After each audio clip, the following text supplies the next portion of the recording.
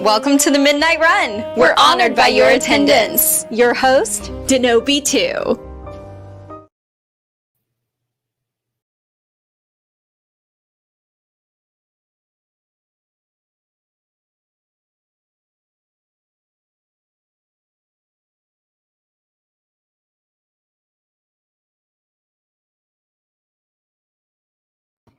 Oh, hello, folks.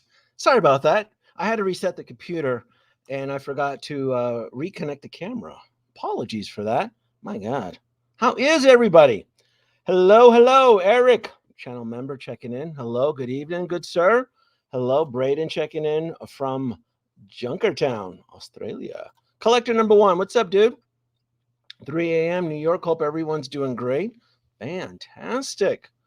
Checking in from Manchester, United Kingdom, 8 a.m. in the morning. Eating your cereal, eating some corn pops, hopefully, or cornflakes, Rice Krispies, perhaps. Andre, 8:01 a.m. from London. Hello. Look at that. That's Star Wars book. Hello from Australia. Excuse me. Hello from Australia, Denobi. 5 p.m. here. Was that exciting news? Huh? RDJ back, huh? Mr. Star Wars bloke. That was pretty fantastic. Metal Obi, hello from Seattle. Pacific, my side of town. Nicholas Harris. Midnight Run, checking in from Nashville, Tennessee. Awesome. Old Gamer Toby. Good morning from Germany. Guten Tag. 9 in the morning. Man, how is everybody? I miss you guys. I've been busy. I've been having adventures and gallivanting through these wonderful United States of America.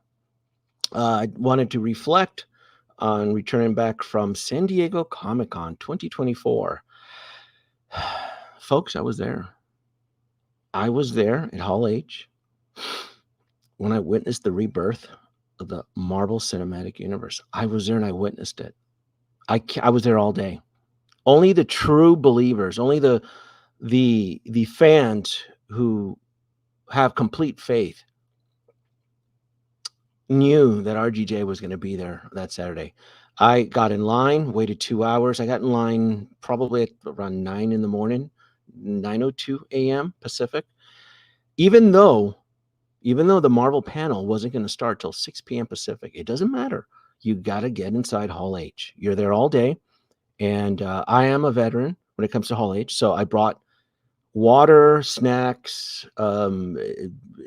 emergency rations, provisions, everything, Band-Aids. I carry Advil, everything, because once you enter the Hall H chamber, you don't leave, and it was well worth it.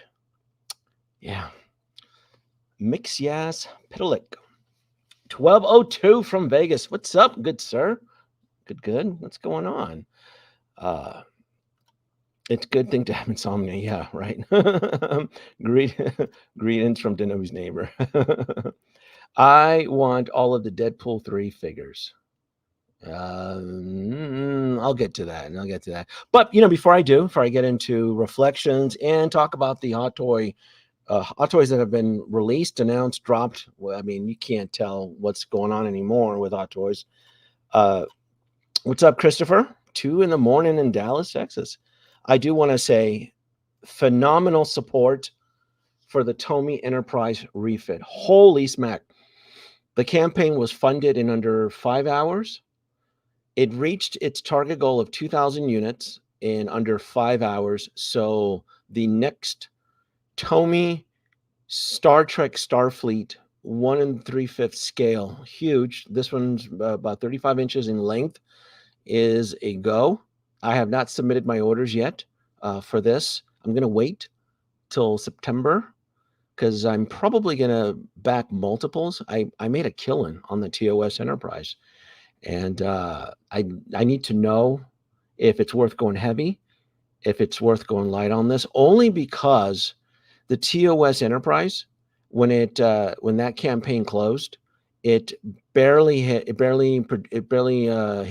little over 3,000 units, just to round it up. 3,000 units, 3,000 die-cast TOS Enterprises were made, and there were a few that were canceled that were sent back to the TOMY discount depot store, if you folks aren't aware, but TOMY actually has a discount store of defective or just toys that are out of print or commission. And there was, anyway, I want to say it was close to 20 units, 10 to 20 units that were just canceled that were sent there. And if you knew about it, it was happening around January, February this year, you were able to pick it up for $6.99. So is that going to happen to the refit? I don't think so. I don't think it is. I think everybody's excited. A lot of people were punished by history for missing out on the TOS Enterprise.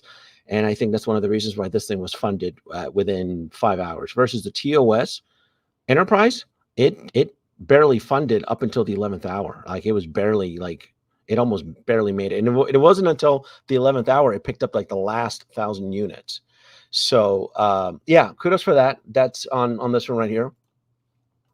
The next TOMY Star Trek should be the USS Reliant. Look, it's no big secret. What I want is the HMS Bounty as seen in Search for Spock, the Klingon Bird of Prey. That's what I want. I spoke to the TOMY reps there.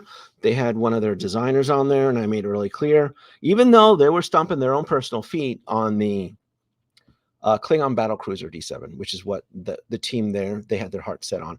But he did state that the next one would be up to the survey. So even though they want to make the D7, it's going to be the fans. The fans have to vote for it. So the fans actually voted for the refit, by the way. Excuse me. The fans actually voted for the refit. So that's why they chose the refit. It wasn't because of them. It was because they had that survey. If any of you who backed the original TOS, they sent out a survey, and I remember I voted for the refit. So it's kudos to that. All right. That's it for the Star Trek. Let's talk about I want to get this one out of the way because I had a few people reach out to me on this one. Lady Deadpool. It's been past 7 days. The rule of thumb about spoiler talk is you wait 7 days. It's been more than 7 days. Her appearance in the movie does not just in my world right now does not justify a $300 purchase. I loved Deadpool 3. I loved it. I thought it was fantastic. I thought it was a great movie. In fact, I want to go see it again because I saw it on opening night, and I felt like a lot of the jokes I missed it because people were laughing so hard. I couldn't hear anything. This figure looks fantastic. There's nothing wrong with it. I love the color. I love the aesthetics for it and so forth. I even like the head pool. Everything about it. Everything, just there's really nothing. I don't find anything negative, bad about this. I know they're incorporating a new pleather type suit with stretchy elbows and so forth. I mean, it looks fantastic. This one photo right here, it just looks great. It's not that I'm not interested in her. It's that if you go on Sideshow right now, you go on Sideshow, and I'm counting the multiple SKUs because there's the artisan Joker and then there's the sculpted Joker. If you look there on the top pre-release, we are staring down the barrel of 141 pre-orders, folks. 141 pre-orders right there from Sideshow. Remember, I used to be Chicken Little. 130. 130 is old. That's the old news. That's last week's bread. The new news, we've been averaging 140, 141 to be exact. So now is not the time to just dilly daddle and say you're going to get something or tap dance your way out of it when it drops. It's just no, that's bad. And, because can we talk about this new trend? What is up with this silly fucking trend within the community, the collectors community that I've seen on social media? Can we talk about the bulimic collector? What the fuck? What is this? In all the years I've been collecting, this is now the new norm. Everybody gets the FOMO bug, holding on to their deck. They day one pre-order it, and then that same day or the following day, they're crying out to Sideshow's customer service, trying to cancel it, making up medical excuses or hardship or some cockamamie. Like, what is this? What is so hard about just walking away, saying no? Hey, the stuff looks good. The Joaquin Phoenix, the one I'm looking at right here, the artist, it looks fantastic. I'm probably going to settle for the sculpted. Am I going to day one pre-order it so that I can have buyer's pre-order remorse because it's an expensive, non-refundable deposit? It's $46. That's why you're encountering, that's why you're seeing a lot more of these bulimic collectors. And when we're at this, can we stop with the social media post of, hey, I scored a pre-order? That doesn't mean anything. That's bullshit, folks. Posting that you pre-order, it doesn't mean anything. Not in the day and age of the bulimic collector. Sure, you can post that I scored an artisan Joaquin Phoenix Joker, and then when no one's looking, you're calling the sideshow customer service talking about you have some flat tire or you have a tumor in the head because you didn't balance the book. This is stupid. We need to stop this. No. Stop posting. Look, I scored a pre-order. That doesn't mean shit. I pre-ordered 3 figures today. The fuck does that mean? You're gonna end up tapping yourself out anyway when the invoices come in. So we got this bulimic collector syndrome thing that's going around. No, no, stay away. Look, I did my tally on my Google spreadsheet today, and I'm up to 36, and I told myself no more pre-orders for the year. I don't care how good it is, how tempting it is. No more pre-orders, except one though. Except one. I will make an exception on one, and I'm looking for it. And if anybody can figure it out what it is before I get to it, 100 points. You guys don't know me that well, do you? I'll make an exception for one, but I'm serious. No more pre-order for the rest of the year. Shit's getting out of control. Ecto-1 what's up, dude? Iron Dude. Oh, wait a minute, Iron Dude. Are you the bulimic? Wait, I canceled on pre-orders and tried to get the Joker, lost out on a bunch of pre-orders. I scored a Hano. I wanted to start getting views on my channel with this. Is this your figure? Just a good way to get subscribers. Look, to get views in this day and age on YouTube, your content needs to provide a benefit, right? It has to. You need to stand for something. You need to stand for a symbol. You need to stand for an idea, and just try not to flip flop, right? Oh no! Someone got it. Check that. Oh no! Someone got it. Oh, someone got it. Look at that. Absolutely. Damn. Apparently, you folks know me a little bit too well.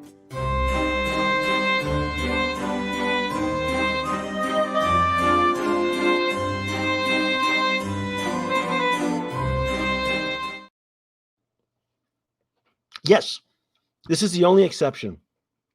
Chewbacca with C-3PO would be if I can help it, this is going to be the last pre-order of the year. I don't care. We're not even in September yet or October. I'm terrified of the holiday season right now, folks. I really, really am. I looked at my spreadsheet today. I still have to brace for impact on the ATRT Chicken Walker, the Dewback Deluxe, the Mark III DeLorean from Back to the Future, on top of the surprise Kickstarters and Haslabs, right? Hasbro is going to have a Ghostbusters Haslab announcement in September. Got to brace for impact for that. The TOMY Enterprise. I haven't submitted my order yet for that. And I want just one of those G.I. Joe Rattlers. I just want one of those. So my plate, when I say that my plate is full for the year, absolutely. Not only that, though, but this last week, I've been hit with 5 invoices from Sideshow. And I'm the conservative pre-order. Like tomorrow, I get charged on my Avatar Deluxe figures. And then before that, 3 days ago, I got charged on, my black and gold Iron Man suit arrived. And and then what else came in? Oh, then the General Kenobi. So I've been getting hit, and then I still have stuff that's been released in Hong Kong that hasn't even shipped from Sideshow yet, like the Anakin from Attack of the Clones, She-Hulk, Hot Toys She-Hulk. I haven't gotten her yet. So good try, Eric. Good try, Eric. I made a list of absolute must buys from last year. No more reacting time since that's right. You have to put your foot down. Every company out there is out to get your money, folks. Everybody. It's not just Hot Toys. They're the king. They're doing a damn good job of it. But you have minute distractors, right? You have Jazz Inc. You have Exo 6. You have Inart and Iron Studios and Hasbro and Mattel and Todd McFarlane wants you to keep buying more of his Batman schlock. So there's a lot. There's a lot. So yeah, can we stop this bulimic collector nonsense? Quit pre-ordering shit and then like, oh, I don't know what I did. What did I do? It's kind of like that scene from that film noir where the person who did the deed, wakes up and they're covered in blood. They're like, what did I do? And like, no, come on, man. Come on. That's just stupid. So don't do that. Don't do that. But yeah, I mean, this is the world we live in right here. 141. Look at all these wonderful pre-orders. I'm getting the Mark II. I'm getting General Grievous. But I can't. Unfortunately, I'm going to have to spend some time next year and I'm going to have to chase this. Yeah, I can't have my NRD, especially like with the Mark 42 2.0, which I want. I love it. I think it's fantastic. But that NRD is $45. It's $45. And I haven't canceled a pre-order from Sideshow since the pandemic. If I commit to a pre-order, it's coming home. I'm not gonna make up some bullshit excuse that, oh, I don't think the figure's cool anymore. Everybody chased the black and gold Iron Man suit, and the minute those invoices started coming in, everybody started tap dancing their way out of it. And it's just stupid. It's not smart. You're not a smart collector because you're doing a piss poor job of managing your own personal collection. And it leads to essentially tapping your way out of collecting. It's just bad, folks. Denobi, are you getting the new Hulkbuster? Absolutely not. I don't know why I would need another Hulkbuster since I already have the original. So I would have. I saw that it was teased overseas. I don't need another Hulkbuster unless there's something new. Is it a Neon Tech Hulkbuster that was leaked to me back in 2019? I might be interested in a Neon Tech Hulkbuster, but another one, a reissue. Excuse me, is it a 2.0? What's the gimmick? I need a gimmick. I don't know what's going on there. Now I did pre-order the Black Widow Artisan, and in my pre-order spreadsheet, I only have 2 artisans on pre-order, and that is the Joker Artisan and Black Widow Artisan. I didn't fall for any of the artisan traps with like Anakin and who other Loki. There's so many goddamn artisans. I can't keep up with them. But I only have 2. And even that to me is kind of pushing it because we still don't have an artisan in our hands to play with. We also need a Sienna Miller Baroness. I don't know who that is. Iron Dude. I accidentally pre-ordered Deadpool and it says it was shipping, so you need to cancel before it's charged. Iron Dude, you got to stop this, man. You can't be the bulimic collector like this. You can't be pre-ordering everything and then the minute the invoices show up, you're canceling. You can't do that, man. It's bad. It's bad for business. I was thinking about getting the Infinity Ultron, knowing some pre-orders are coming in. Infinity Ultron.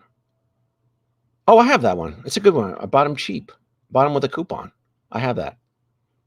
I want to cancel pre-order for Ahsoka. Oh, Jesus, the Ahsoka. That whole line is just, to me, it's trash. I have no interest in the Ahsoka line at all.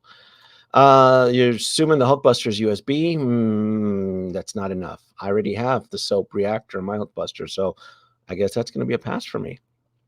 I did not pre-order the Jack Sparrow Artisan. Yeah, no, I did not. It's a nice one. And again, I'm very cautious. I am not the type of collector that shoots first and then aims later. Like, no, that's just it's stupid. It's bad. That's that's that's the easiest way to to tap out. No. Uh-uh. Uh let's go back to so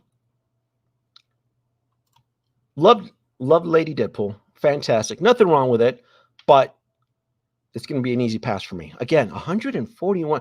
Folks, we're living in the day and age of 141 active pre-orders, not including outside distractions. It's wild. Freaking wild. The next one that got released, the 89 Michael Keaton Batman.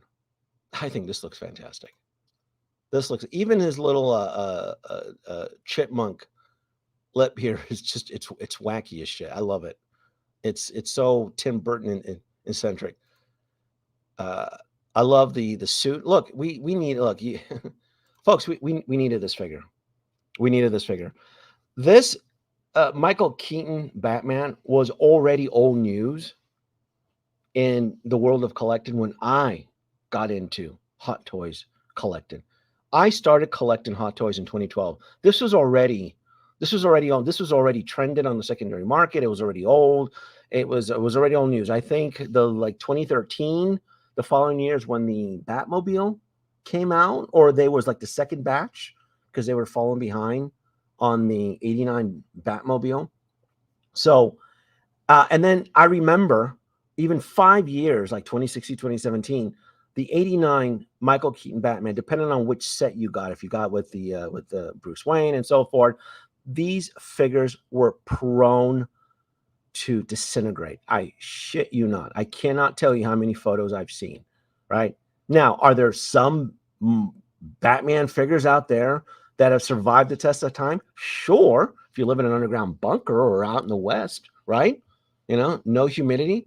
But the materials that they used over a decade ago, and you're living, let's say, out in the coast, you're living, let's say, in Hurricane Alley, or it's constantly raining, or you live in one of those East Coast cities where they never see the sun, like Florida, Georgia, New Jersey, hell, the whole East Coast, all of that. It's just these figures are going to deteriorate. Hell, I'll give you another example.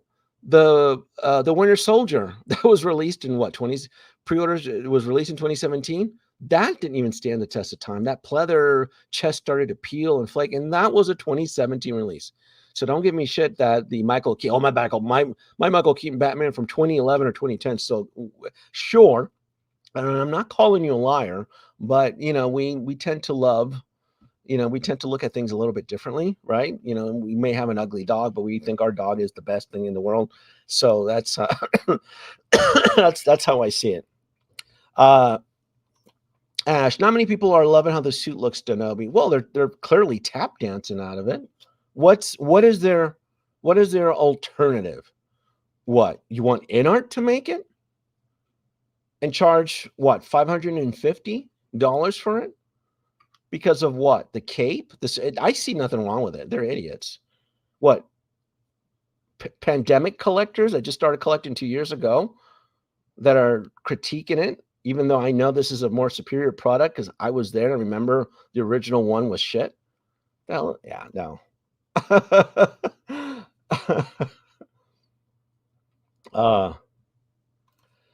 Nicholas Harris. Listening to you the past couple of years, me a lot. Every time I didn't pay, I was like, "That was right."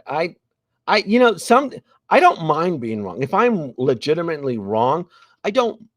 It doesn't bother me. I actually, if you folks take the time to listen to me, if you folks take the time to watch my live stream, I want to be able to provide a service. I want to be able to provide a benefit, a reason, right? I want to help you folks, right?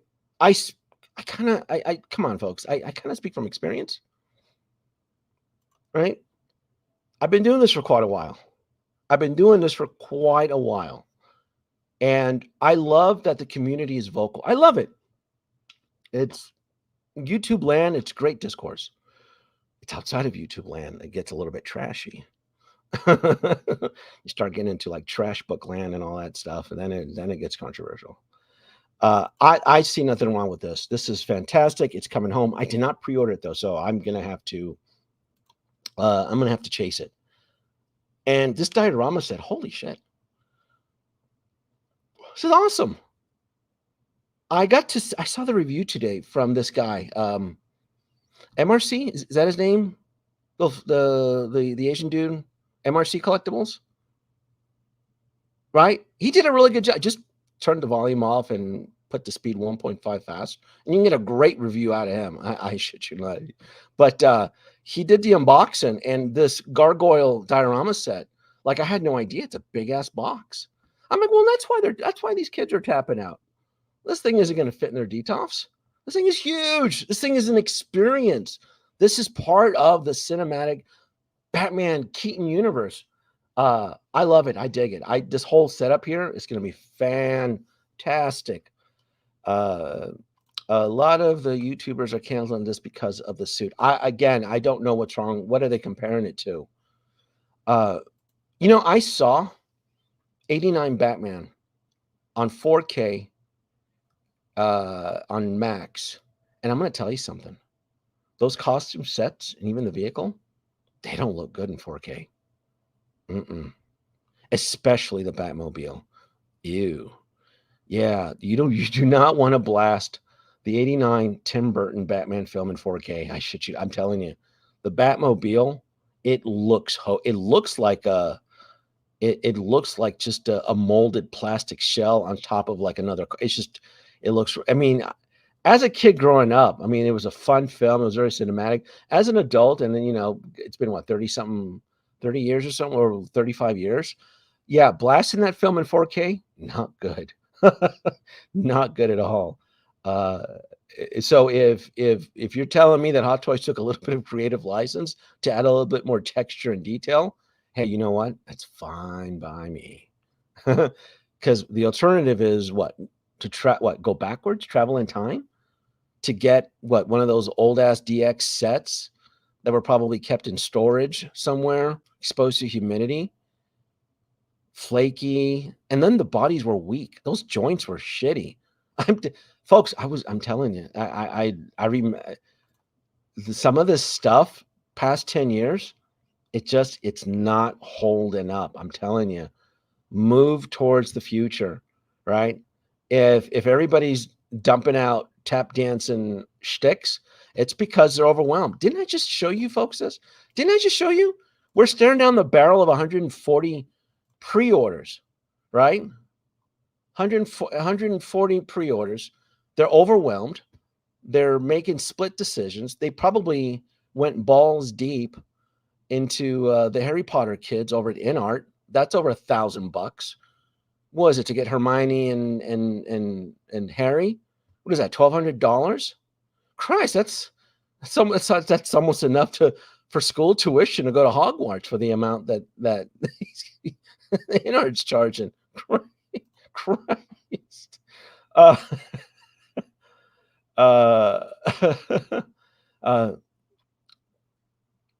Take a gummy, listen to those reviews. Very good stuff. I just saw the MRC Collectibles review. He did a bang up job. Yes, I just did it. He didn't have anything wrong with it. I didn't see anything wrong with it. He didn't see anything wrong with it. So there's some shenanigans going on. There's who is it? Who are the panels? Who can't swing it? What? Is it Dante? Is it Manahawk Collectibles? Are they the ones tapped in? No, actually, I saw it. Actually, you know what? I saw evidence of it. The my Puerto Rican gang, the LWOs, boy, those puppies, boy, they had a chorus line going on that live stream, and El Professor Mario, boy, he was swinging that baton. They were. I'm not making this up. I called him out. I go, what is this? What is this? It was just a bad take on West Side Story. They were all tap dancing. So who else? Who else is like, I don't know. That don't look like my Michael Keaton. Like, what the fuck? What? MRC did a bang up job. Again, the trick is just knock the volume and speed it up, and you'll get a great review. The common complaint. Several a lot of people used to think it was completely smooth. Oh Jesus! Oh, now we're just splitting hairs. Now they're just. I can't even entertain the stupidity of it. No, I can't. All right, let's. Yeah, no, there's nothing wrong with this. Nothing wrong with this. Looks fantastic. Yeah. Wow, that looks good. They even got like the molding around the neck, right? Yeah, I don't see anything wrong with this at all. Yeah. I had to Iron King, did you see Inart at San Diego? I did absolutely see Inart at San Diego Comic-Con. You guys want, I mean, I have some thoughts about it. I was going to wait till the end of the show, but I can definitely talk about that. Spreadsheet is imperative. It's so easy to hit pre-orders and pay the NRD, but next thing you know, you're to payments. It gets out of control. It gets out of control. Let me see. Batman 89. I'm going to see if I can try to. An avocado. My God, they're just. Let me see. Images. Let me see. Let's see if I can find a Keaton photo of the suit. Avocado. What are they talking about? It's probably, you know what it is that we grew up with the Kenner. Did Kenner make the action figures? And I think we have this preconceived idea of what to expect. And most of these collectors never experienced the original release of the Keaton. Where? I can't even find a movie still. I'm trying to look for movie still. Let me see. Let me see.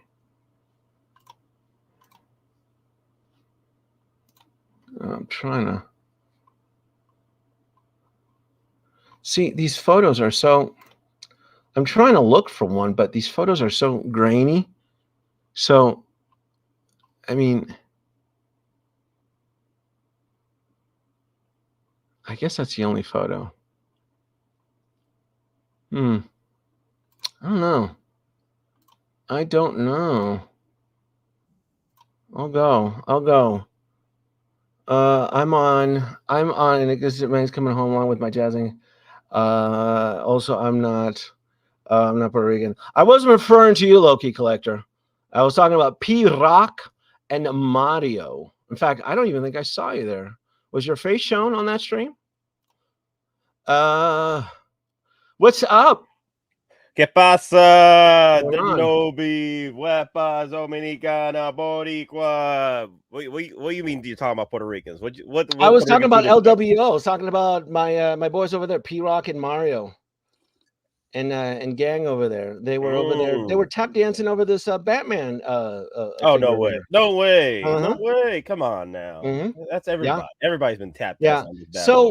So the suit. So it's because it looks like an avocado and it's not smooth. That's the deal breaker. It pretty much looks like the prototype. Like if you go back to the prototype photos, it's pretty much the same. Like if you had a problem with this suit since the prototype, then if you're tap dancing now, then why did you pre-order it to begin with? Well, you thought Hot Toys was going to smooth it out. If it's exactly like the prototype, I'm like, I don't know what to tell you. Yeah, if you had an issue with it, you should have just not pre-ordered and wait till the 92.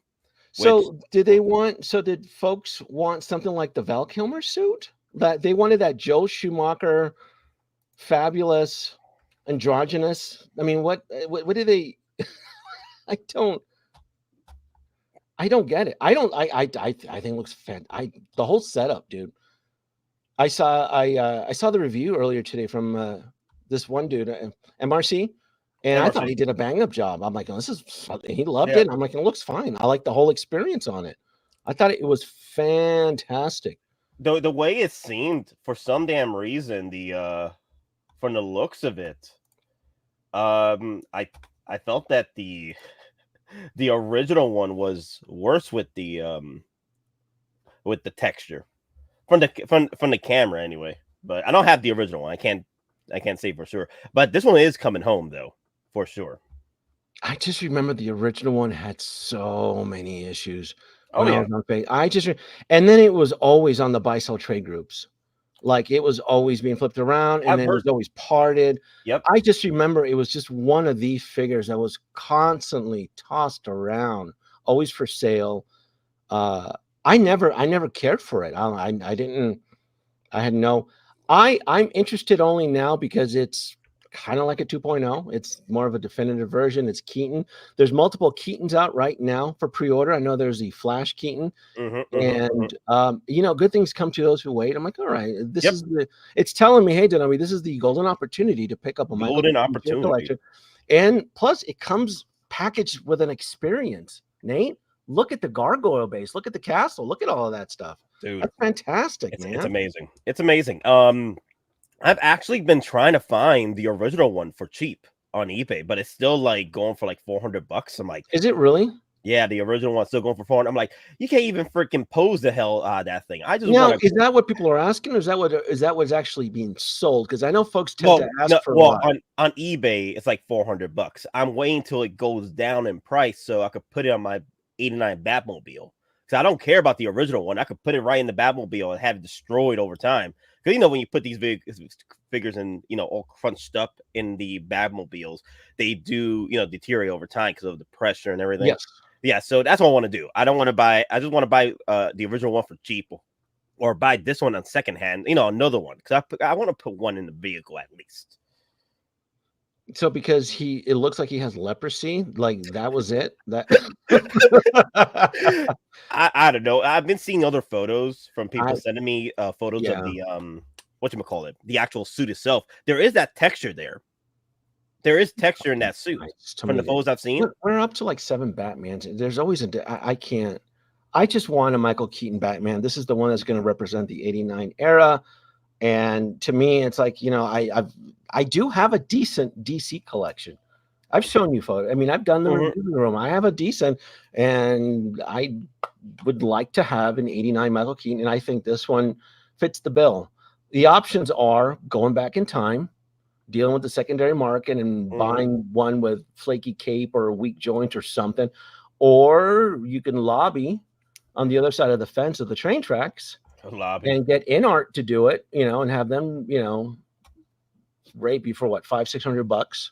So with a chest as smooth as a baby's bottom. Yeah, you have to. Unfortunately, you're gonna have to settle. You're gonna have to. I mean, if it's not for you, then it's not for you. Then move it along. Man, the colors were popping from the video, the unboxing video. Like the belt, the face, his little puckered lips. I thought that was all wacky. I'm like, this is cool as shit. Yep. The gargoyle, the whole big ass box. So I just thought it was. I'm like, this is fine. I just think it's fantastic. Nice. Like, okay, cool. This is cool.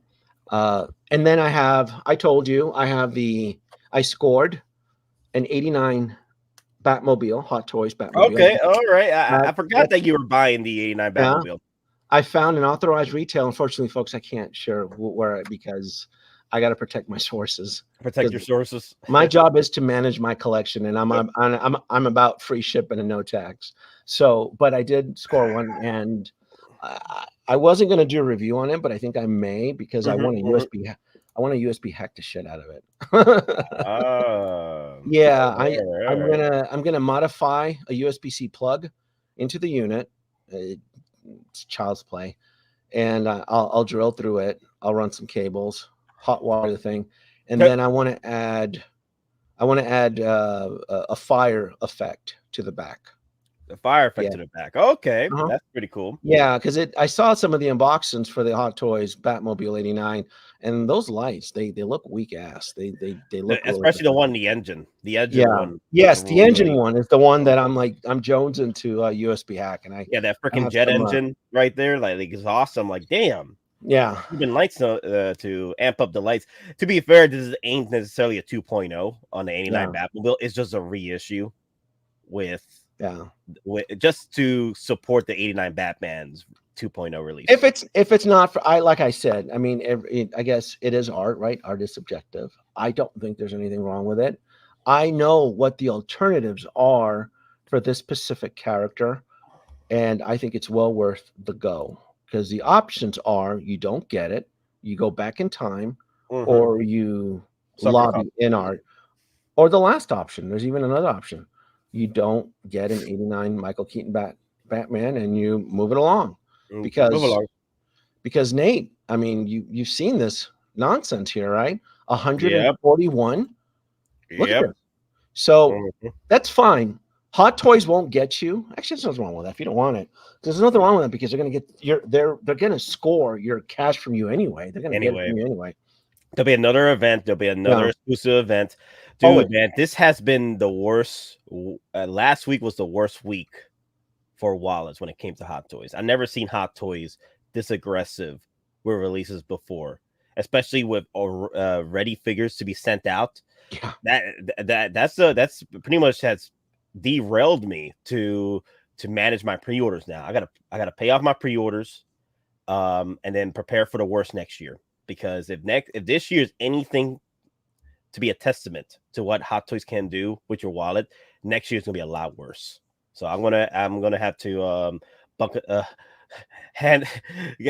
prepare the hands on deck, man. Prepare hands on deck. It's gonna be a bumpy ride next year. I got hit. I told you the last week, right after I arrived from Comic-Con, I got hit. I got hit with 5 invoices from Sideshow. 5 invoices. 5 invoices, and then I got two tomorrow. So I no more pre-orders. I'm telling you, Nate, no more. I don't care. Except the Chewbacca C-3PO. Where are you? 33? You got 30 pre-orders right now? I just did it. Let me see. It was, pull it up. I'm at, as of today, as of August the 1st, I'm at 36 pre-orders. Yeah, I wish I was there, man. I'm 36 pre-orders. I'm still in 60s. I'm still in 60s right now. 36 pre-orders right now on my spreadsheet. Yeah, they wanted George Clooney rubber. What about the other key? I mean, there's like an old man Keaton, isn't there? You can go for the old man. But again, I mean, if it's not for you, it's not for you. There's nothing. I think it's also waitlisted. I think the old man Keaton is waitlisted as well. Flash Keaton. Flash Keaton is waitlisted. Yeah. And hell, we already sold a prototype for the 92 anyway. So if you don't want the 89, you can go for the 92. Yeah. Yep. You got that right. Damn. Ridiculous this week, all man. The time for the high end gear right now, and then some. They're just bonkers right now. OT for the H2. Has there been price? I don't think there's been price hikes. People have complained about the prices on the Mark 42 and the Darth Vader. The prices have gone up with those, but you get so much with it. And also, there is an option for the collector if you don't want to go with the deluxe, go big or go home. I mean, like Darth Revan here. I mean, it's 300's been the norm for a while. Well, 270, right? 275 plus shipping and sales tax and so forth. So it probably may seem like a price hike because there's just so much stuff being dropped.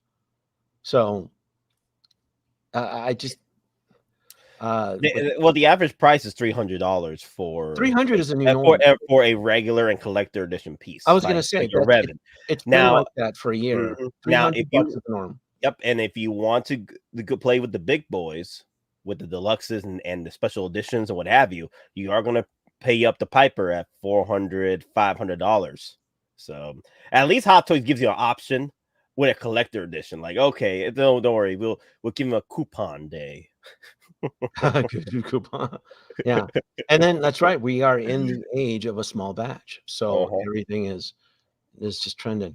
But no, the audience, Nate, did figure out that my last pre-order of the year is going to be the Chewbacca C-3PO, and I can't. Chewbacca 2-pack. It can't. Well, not 2-pack. It can't because I know you're not into it, but I do collect the Haslabs and campaigns and Kickstarters and TOMY. So I have all of that outside to deal with. You almost got me on that Tomy though. That Enterprise looks refit. Tomy Enterprise. I mean, it's a refit. I mean, it's Kirk ship.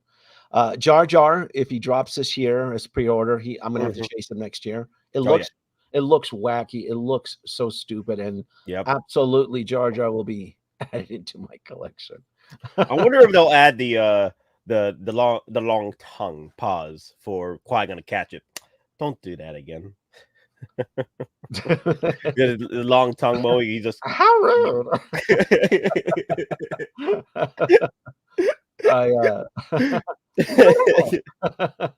I think it's so wacky, it's comical, and I can have it in my collection as a reminder to me that the prequels were always crap. But I think it'll be a fun addition because man, those prequels are aging poorly. They every time I watch them, every year or so, I watch them like ugh.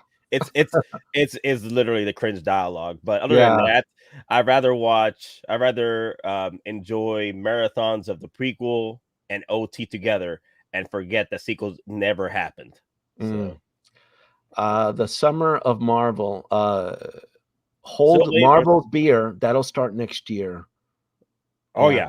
Be careful what you wish for. Yeah, next year you'll start to see the birth of the Avengers Doomsday. Yeah. Birth of a new age. Birth of a new age. Yeah. So be careful what you wish for. Marvel is not only back, man, they are back with a vengeance. And it's going to be scary. Starting next year. I predict next year because you figure next year's Comic-Con, San Diego Comic-Con, you're going to have Robert Downey Jr. there and the whole new cast for the film promoting it for next year. So it's gonna be a wild ride. Marvel is 100% back. Yeah, Marvel's 100% back. 100% back. Denobi, Predator, and Terminator. Oh my God, flush those two IPs down the toilet, please. Spare me the pain. Yeah. What happened to the Predator and Terminators for you, man? It's such an old IP dead horse beaten to the ground. I also am old enough. And I went through that whole era of like the McFarlane and NECA in the early aughts. And those figures, they were just garbage. They fell apart. They broke.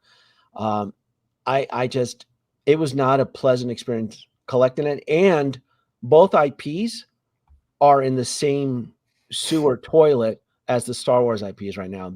Those IPs have gone nowhere. And I'm sick and tired of everybody beating on the they're beating up on the T2. Well, let's not look at the other films and let's focus on Terminator 2.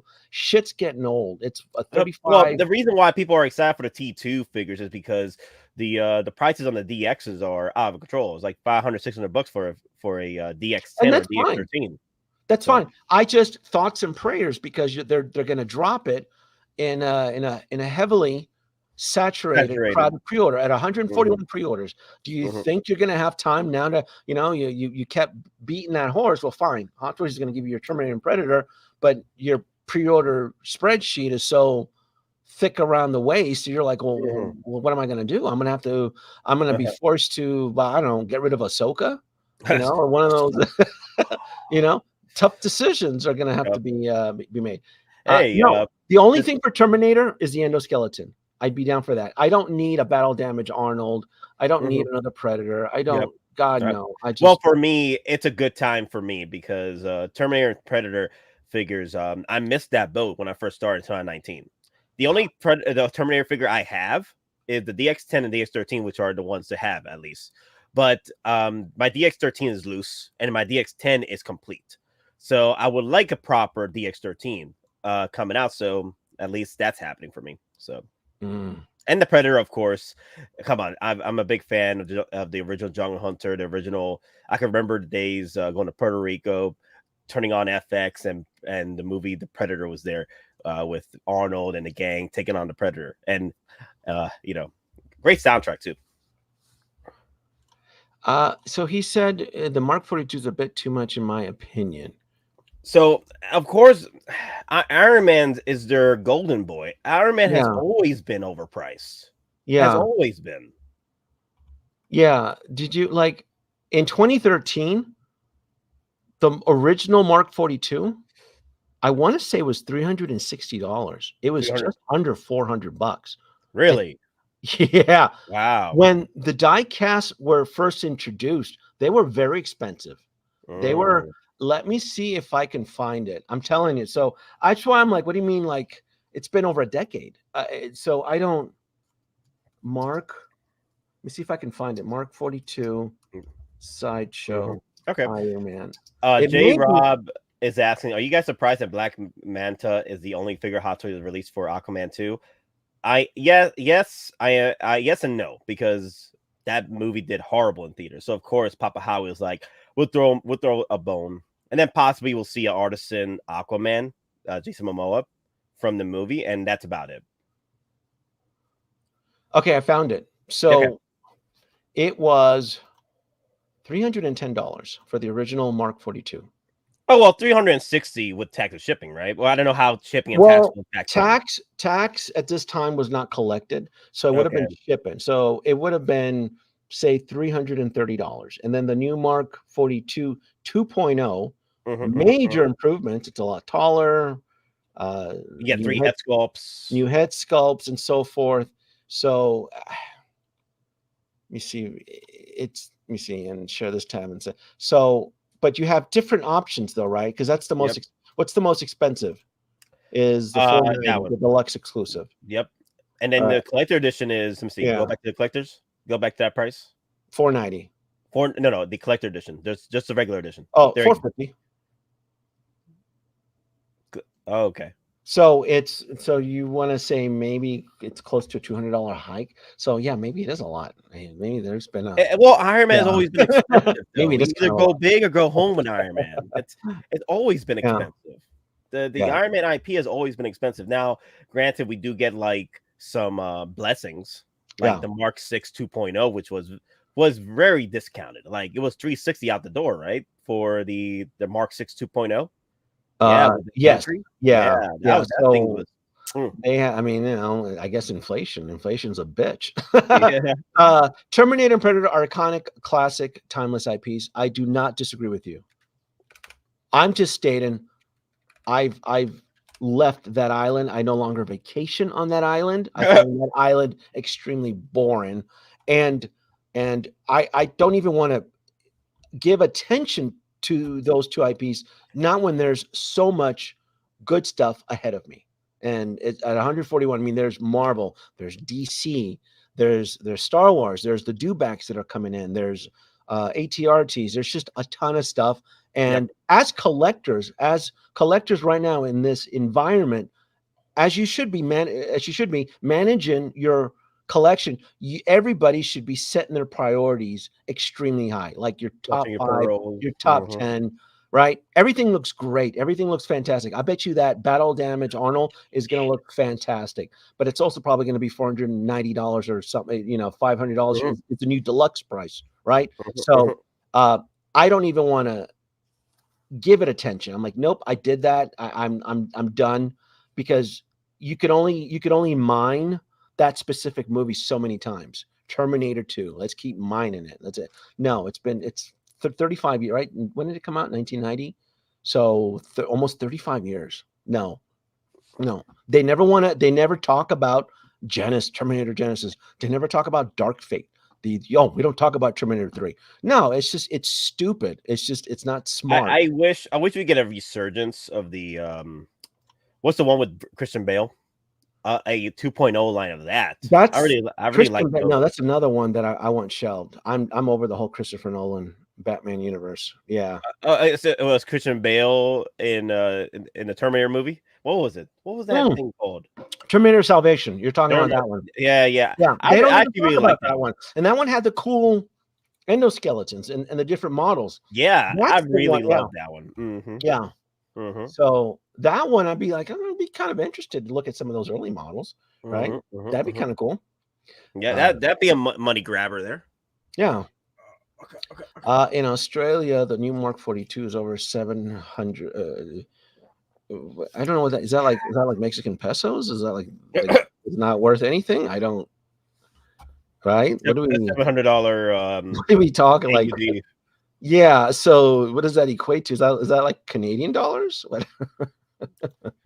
But you guys have some great discounts at Pop Culture there. Thank you for that, dear Lord. That'd be my little sweet holes right there. Going in and picking up some nice discounts.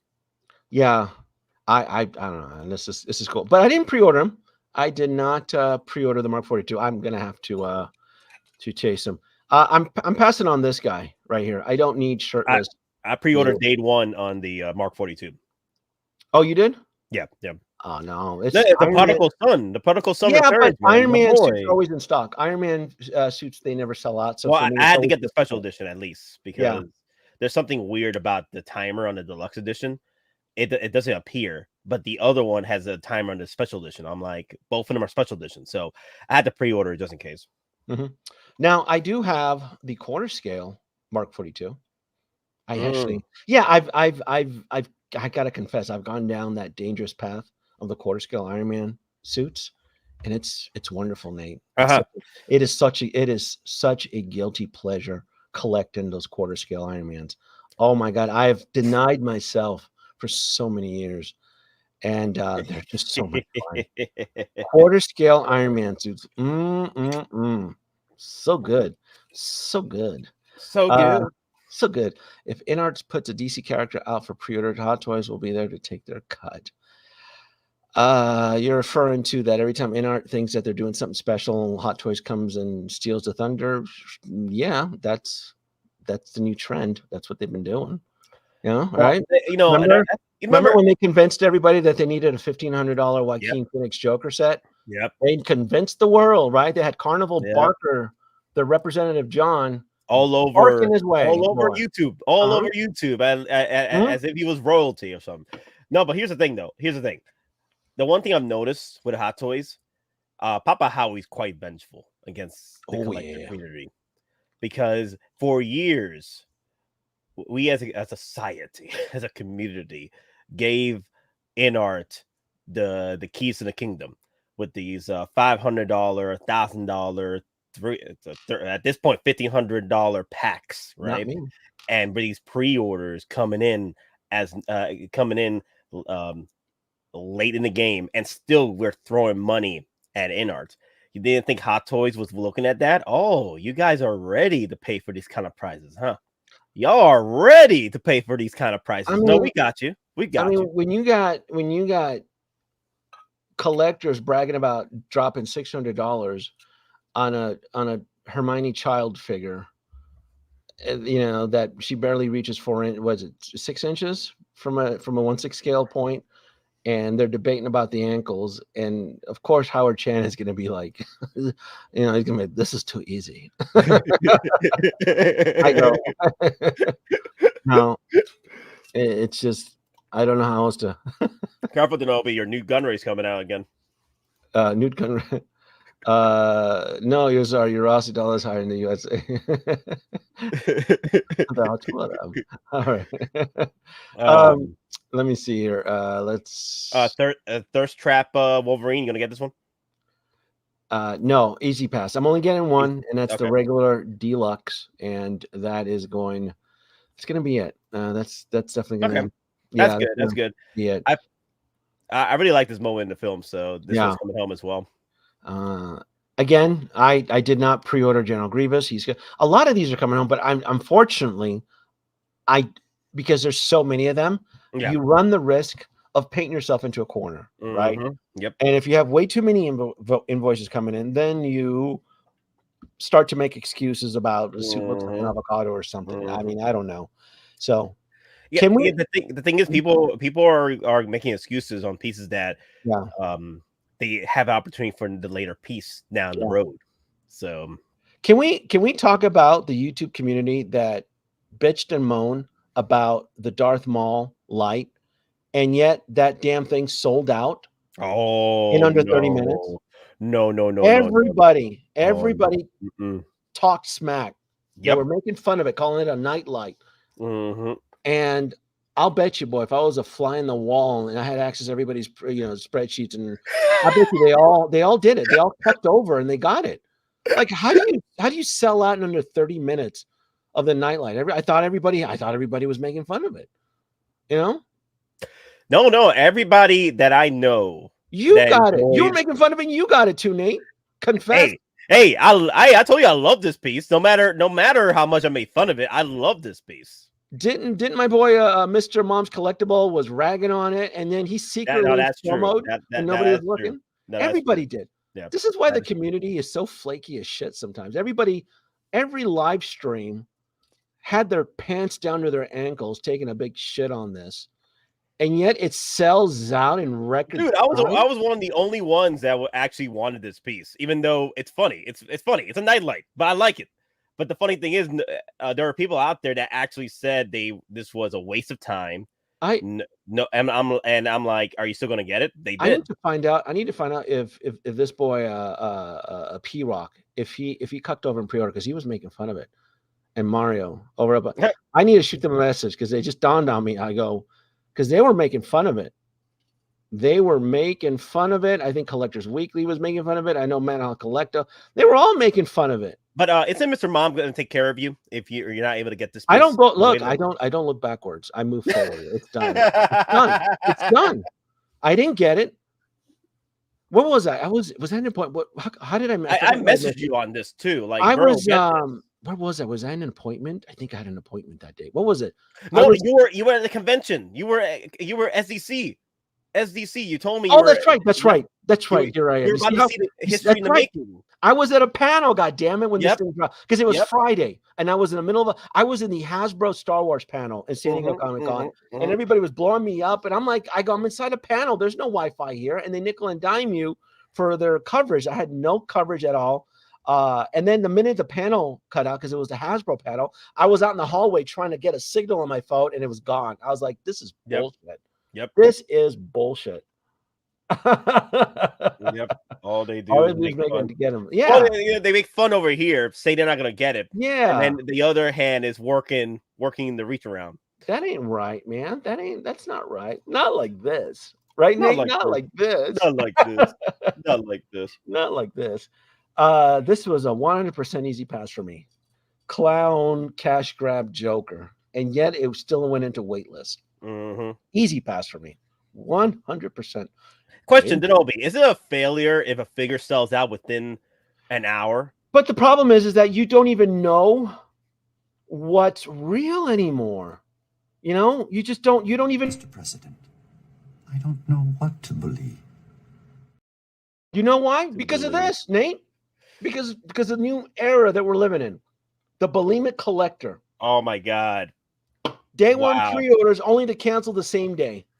Dude, I was sending you messages on this. People are like doing pity parties on Facebook, like, woe is me. I'm 18 pre-orders in. I can't do this anymore, Denobi. I can't. I call it a shampoo bottle. It's wild. Joker trash. This is stupid. This is just no. Wow. It's a fake. It's a fake. It's a fake. Knock it off. Bro, what is up with his toupee? Dear Lord. 8:08 Michigan Jedi. 10:04 p.m. Hawaii time. What's up, dude? What is going on? We're 8:08 Michigan Jedi. We're talking about this new trend that's going around, the bulimic collector. They want pre-order, and then when and then they either they do it in secret or they confess on social media of the crimes against humanity. I changed my mind. I don't want a Joaquin Phoenix Joker. Look, we all have a budget, man. We're all under a budget. We all have financial. We all have to, but we just need to stop this trend, right? Nate reached out to me. Hey, Denobi, did you get the Joaquin Phoenix Joker? Told him no. I passed on it. That was it. That was it. Denobi, did you get a Snoke? Is it which one is it? The Commando bloke? Snoke? Scorch. I go, no. I passed. I purposely passed on it because I look at my numbers. And I was getting hit by invoices. Sideshow was already kicking me in the shins, you know. So, and then tomorrow I'm getting hit with Avatar Deluxe figure. So No, man, you have to know as a collector when to pump the brakes. Pump the There's brakes. nothing wrong with it, man. We all want this, but no one's going to be able to get all of this at 100. Again, I mean, just look at the 141 pre-orders. Like, you can't make this stuff up. Look at this, man. 141. Top left corner. 141. Folks, it's official. It is out of control right now. It's out of your damn mind. We're living in an apocalypse now. Yeah. So when I see that these artisans are all on wait list, right? It's legit. I don't know what to believe. Because when those invoices show up, there's no guarantee that it's those collectors are going to commit to it, because it's overwhelming, because it's way too much. At $500 a pop, right? $500 a pop, and you can throw your NRD away, because that's been happening as well too. A lot of collectors have been walking away from their NRD. Well, people have been smart though. The ones that made these pre-orders and canceling, they're canceling within 24 hours of that pre-order. It's not that easy. 808 Michigan. Apparently, for some of them, it's like an addiction. It's like a rush. That's what me. Get that rush in to get that pre-order. I go. I do. I look at it. I want it. I cannot pre-order it because I know what's ahead of the future. Like I was saying it early in the year. Like, I know of all these Haslabs. I know of all these Kickstarter campaigns. The TOMY Enterprise is inbound. God damn it! And I can't say anything. TOMY trusted me not to say. I know of all of these expensive purchases, so I have to know when to speed up, when to slow down, when to pump the brakes. Otherwise, you'll end up in the buy sell trade groups on Facebook. You don't. You don't want to be Elaine Kramer. You don't want to. Oh no. If he's not watching. Poor little Lane. Poor little Lane. There's always somebody. There's always somebody in these buy sell trade groups that just can't keep up. Like, just stop it, man. Take a break. Go sit in a bench. It's fine. We all can't get everything here. It's a lot of stuff to collect, man. Well, the thing is, Zenobi, collectors were complaining for years that their figures don't hold value anymore, that the limited editions aren't what they used to be. And I'm like, this is how you do it. This is how you do it. These figures that you can't get, hey, you're gonna have to suffer the consequences later, because either they sell out later or you hunt them, do backlogs, hunt them, buy them back. It's the nature of the game. People asked for this. People asked for more exclusive, for more limited editions. This is how you get it. Yep. And I did not. He's right. There is a Ghostbusters Haslab on September the 13th, which is a Friday the 13th of September. And 2 days later, the TOMY Enterprise campaign has. So there's a ton of campaigns. And then we still got the Rattler, if you're a G.I. Joe fan. I'm a mid-level G.I. Joe fan, but I definitely want one Rattler, because look, folks, it's a grail. It's a Haslab grail. There's only a finite amount of these things being made, and you want your piece of history. That's why I backed just one of the Star Wars Cantina. But that's going to be a fun project, though, because I do want to add lights and USB hack the Cantina, so forth. So that to me is going to be... the Haslab for the Ghostbusters, you have any speculations? I mean, if it's going to be it's the 1/12 scale Ecto-1 Ghostbusters A, I think, yeah. So the 1/12 scale Ecto-1 is going to be pretty big. It'll be big enough to hold the Plasma series Ghostbuster figures. If you're wondering, those are their equivalent of a Marvel Legends. It's a 6-inch figure. So if Hasbro's going to make a vehicle, they, if they're going to make the actual Razor, they clearly want to profit on selling the blades to you, and that's where those action figures come in. So, and it is a vehicle, because they did tease it. They did. They gave me what was it? They gave me something. Where is it? I don't know. It's somewhere around here. They gave me a patch with a wheel, so we know it's a vehicle. It's a vehicle. Okay. Yeah. So we know it's a vehicle. Yes. Yeah. Where did it go? Oh, I thought I had it around here. There was a patch or something. Maybe it's in the other room. But yeah, we know it's a vehicle. So Oh, it's not going to be the 1/18th scale Ghostbusters because they've already made it. It's in stock right now in their store. So the next scale up is going to be the 1/12. It's not going to be the 1/6. Hasbro is not going to make a 1/6 scale Ecto-1. It's been done already by Blitzway twice. So yeah. Oh, you heard about the rumors? Oh, wait a minute. You told me. Which one about about Blitzway? But the, like Blitzway, it yes, probably will not yeah. be. So for you folks who aren't aware, it's not even a rumor. It's Blitzway is no longer being endorsed or distributed by the parent company of Bandai Namco. So this was the first year that Blitzway had no San Diego Comic-Con representation on the exhibitor floor. Wow. Due to QC issue and customer complaints and PO delays, purchase orders. People would submit a purchase order. They're supposed to arrive at this time, and it does not get delivered. So Blitzway, the company, may be going away. It could potentially be pruning itself by the end of the year. The world is going through some tough times right now. And I know Blitzway's still making statues, I believe. So, and it's not uncommon for a company to disappear with pre-orders still standing. It happened to a couple of them, right? Chronicle Collectibles was one of them that had active pre-orders, Master Replicas, and a few others. So, there's a good chance Blitzway. Now, it's not a rumor, it's not a secret. It's actually public knowledge.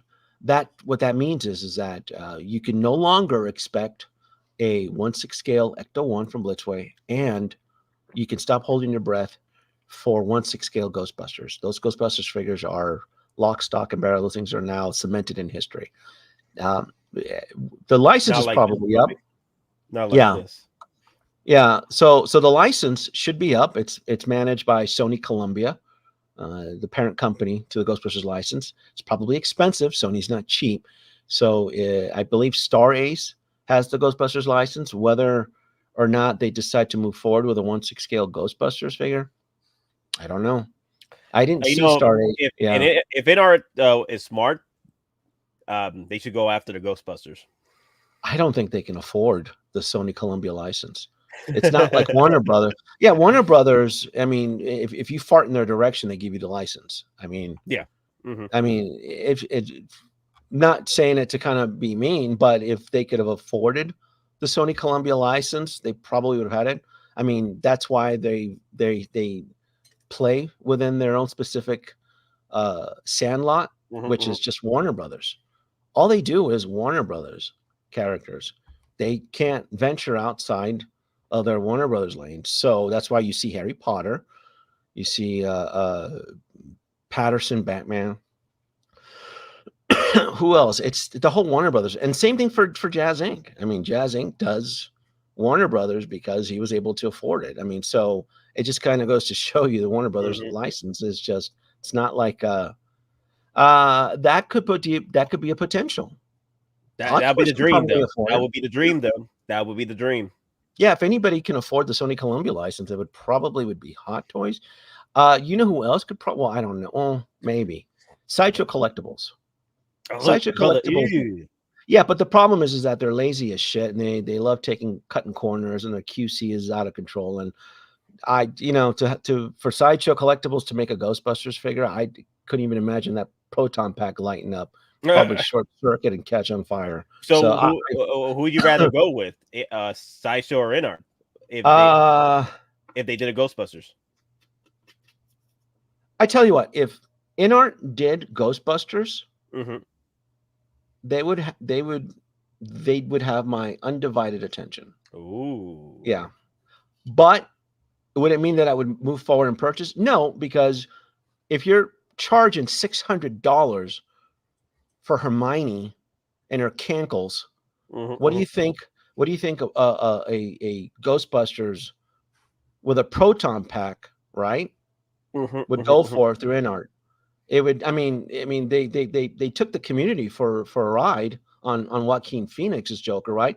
$1,500-$1,800. Told the world that this is the only way you can get it. And then 2 months later, Hot Toys farts out the license, and everybody's crying foul. You know, so it will definitely be a 4-pack going forward if Inart does it. There probably won't be individual nobody would be able to pieces. afford it. Then what a $3,000 Inart pack, Dear Lord. right? Yeah. Oh God, I can't even imagine that. I mean, At least with Hot Toys will give you options. If you want to go in on a special edition 4-pack, there you go, or go individually. They'll give you options. Hot Toys, at least. Yeah, I would love. I mean, if anybody can do the Ghostbusters right, it would be Hot Toys. Mm-hmm. Yeah. The problem is right now is that the Ghostbusters IP, the stove isn't very warm right now. It's you can kind of put your hand on the stovetop right now for Ghostbusters IP. That last film kind of, so, but Ghostbusters fans are dedicated. So if Hot Toys were to do Ghostbusters, I believe the support would be there. So I would lobby. Inart would probably do a decent job with the Ghostbusters. The problem is that nobody would be able to afford it, or worse, collectors would be forced to pick their favorite Ghostbusters, and poor Winston Zedmore would get the short end of the stick, just like history would be repeating itself with the Blitzway. Because when the Blitzway Ghostbusters came out, everybody wanted to save money, and poor Winston Zedmore got the short end of the stick, and that's why he's worth the most on the secondary market. As of right now, that's the one set I would like to go and collect back on, like a backtrack on. But I just need Hot Toys to give me a freaking free time. Give me a freaking window. Throw me a break. Dear Lord, have mercy. Mercy. Mr. Mushi. Multiple people confirmed the license was what Inart said it was at the time. I don't understand this statement. The Joaquin Phoenix. At the time, Inart said that the Joaquin Phoenix Joker was that expensive as far as like licensing and selling at $1,500. That's what he meant. Thoughts and prayers for those that got stuck with that, because you're right, because you're locked onto you're gonna lose, right? I mean, can you get your NRD back? It's called an NRD for a reason. No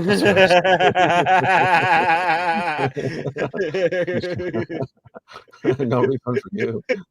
Come back 1 year. Come back 1 year. So, yes, what happens if they get the license and only makes the only version? Okay. I had a blast at San Diego Comic-Con, Nate. I really did. I had a really cool time. A lot of toy companies. You were there 3,000 years ago. I was there when history was made. I was there. I got to see Robert Downey Jr. It was a lot of fun. I got to sit through a lot of panels.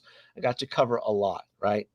And the one thing that I was actually really interested in covering was that I looked at the exhibit list and I knew that Inart was going to be there, right? I also knew that Inart was they were having a VIP event, which I did sign up for, but I guess I was denied or rejected because they don't want me there. They don't care for me, which is, I'm hurt, they don't want somebody, I was 100% rejected. They don't want me, they want people that say yes. So they want Fox and Friends. So that's who was invited. But, I've been going to Comic-Con for 16 years. In the last 5 years, I've actually been attending the event as press. So I figured, you know what? They didn't invite me to the Inart private party event, but they did have figures on the floor. So I figured, I'll do my due diligence. I'll still cover and share my thoughts on what I experienced on the floor. I'm going to try to be very nice about it. Does that make sense? Nice. So define nice with you. I'm going to try nice. I'm going to try to be nice. I'm going to give them constructive criticism because clearly the Inart management team, they want to be surrounded by yes people. They want to be surrounded by people that that tug on them, right? That tug on their meat. That's what they like. So wow. And if you're a little bit too if you dish out constructive criticism, that apparently is a problem for them. So that's fine. They didn't want me. They wanted Fox Daddy and chill. Friends. Daddy chill. So they did have figures on the floor at the TOMY exhibitor booth. And I saw them, and I figured, you know what? I can share my opinion on what I saw and what I experienced myself. So I want to start off with this. So they had Paul Atreides there. They had 3 module cases on display. One of them had Paul Atreides on there. And just first, so the San Diego Comic-Con is the show. It's the biggest pop cultural event within the country. I would even say the world. Over 120,000 people attended this year's Comic-Con. That floor is crowded. There's a lot of foot traffic. And they had real estate there at the TOMY exhibitor booth. I honestly was a little bit embarrassed for them. I go, this is it? I was under the impression that Inart was going to bring it. And we'll start with the first booth. The fire rises.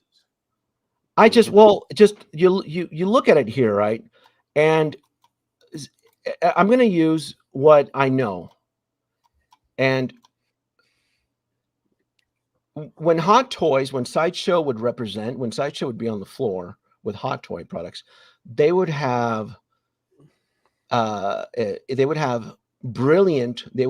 some cases, depending on the characters, they would have really cool dioramas and really cool setups. Sometimes if it's a whole movie, they would have it, pinnacle up and in a circle. Sometimes, but for certain, like if it's a big film, if it's like a big tentpole film, Hot Toys would actually go out of way and create a diorama. But something that Hot Toys and Sideshows and all the other exhibitors do is that they provide information. They provide info cards on the exhibitor booth. And this is Thursday or Friday. This was not Saturday because it did change on Saturday. So when I saw this, I go, okay, it's Paul Atreides. I know looking at it that it's Inart, but there's not much information because if you are visiting the San Diego show and you see this and you've never seen them film Dune, you wouldn't know who this character is. And what I was looking for, didn't anybody that they surrounded themselves with, didn't the management team, where's your info card? How much is this? You have 30 seconds. It's like an elevator pitch. You have 30 seconds to woo the amount of traffic. There was no price point. There was no TBD. There was no, if it's available, there was no sold out sign. Which Paul Atreides is this? This is Paul Atreides from Dune 1. Is this Paul Atreides from Dune 2? What is this? So it was a dismal presentation because I love Dune. Nate, I love Dune. I go out in the deserts of Arrakis here in Nevada. Yep. And I hike for miles. Yep. I have the soundtrack. I got the Dune bucket, right? I got the album. I love Dune. I mean, Nate, I got sand, man. I got spice. Look at this. Spice. So I am a Dune fan, right? And I look at this and I go, this really is a weak ass, it's a good looking figure. But this presentation was very weak ass. I go, didn't all the people that the management invited say something or critique this? Because this was the display for the whole event. And not only that though, this is it. I look at this photo right here and I'm like, that's a really good head sculpt. I go, that's the sculpted hair. That looks pretty nice. What I couldn't figure out, what I couldn't figure out though is that why they had the 2 figures leaning against the back of the module case. It looked like a 12-year-old placed a figure inside these module cases. I couldn't. Here, I'm going to show you this. Hold on. I couldn't. I had to take a they were picture. I'm like, no leaning? one's gonna believe this shit. Hmm. No one's gonna believe that these figures were leaning against the back of the module case. Wow. I did not know that. It's very amateur. It's amateur hour. It's very tacky. It's Dune, right? And the display is just a generic sand background with sand. I know they were praising Euler's Workshop. I don't think Euler's Workshop had anything to do with this setup because this was very, it was just bad. I thought it was very tacky. It was very bad, but they had both figures leaning against, like they had them leaning against. So there was no information. There was nothing to educate the passerby. It was very 100% amateur. Like this is bad, right? It's hard to get on this. The last event, what's his name? The Justin, right? He was there posing these figures. So they had someone like Justin, come in with all the influencers they had to come in and they invited Will Fox and friends. They wanted the bet. So I love that. Will Fox and friends. Well, yeah, they wanted. I know Mario was there. I don't know if he. I know the professor was there. I mean, they were inviting everybody. So I mean, I maybe they were stuffing their faces on the snack table, not to notice that poor Paul looks tacky as shit leaning against this poor module case. But not only that though, but like this film is like it's very iconic, and this is like, why wouldn't you have him like recreate a scene from the film? Like it's very cliche, but why not go that route? I didn't understand this. I didn't understand why they decided to lean him against. What makes me a little aggravated with this is that you could easily get museum paste, right? That can easily be taken off and applied and doesn't leave any residue. You could put it under the foots of these characters, under the feet, these boots, and do whatever pose you want, and it will stand there without falling. Like museum paste. I mean, it's rocket science for them. They couldn't figure it out. It's very cheap. Yeah, but like, even his costume is incomplete because he's wearing a still suit, and he should have the nose breathers. And if he's not wearing the nose breathers, the cord should at least be hanging over his front chest. Mm-hmm. So I'm looking at it, and I go, he has the still suit. Where are his breathing the little nose tubes? Now I know that he comes with it because I had to do extensive research. FYI, don't go on 1/6 kit. I couldn't find anything with the nose thing, but I had to go and Google it on the Inart's Facebook to actually verify that it came with like the actual nose breathers, because when you're on Arrakis, if you don't have the face mask on, you have the little nose tubes on. So I saw that and I go, like, it's an incomplete suit. They don't even. But again, I'm a Dune fanatic. I love this. I've seen this film a lot. Nate, I've seen this. I love the soundtrack. So I'm just looking at that and I'm just like, okay, I couldn't figure that out. Oh my God, that looks so bad. I just thought it was very, very tacky. And so this is that's an out of focus shot. But yeah, I saw that. And if you're gonna recreate Arrakis, why not have him standing on top of a sandworm? I mean, you bragged about you got Euler's Workshop. I mean, you gave him a standing ovation at the VIP, which we'll see in a second. I got the video for that. I go. Why not have Paul Atreides stand on the an actual sandworm, right? And again, I wasn't even sure, Nate, because I was so confused. Like, is this Dune 2 or Dune 1? I don't know. There was no info. There was nothing as a passerby that was educating me on what film this specific character is from. I had to do extensive research for this. Again, don't go on 1/6 Kit because this website sucks. So, Kit, if you're watching, I love you, dude. So I go, well, hell, is this, Dune 1? So I saw these photos, and then they show you the head sculpt right here, right?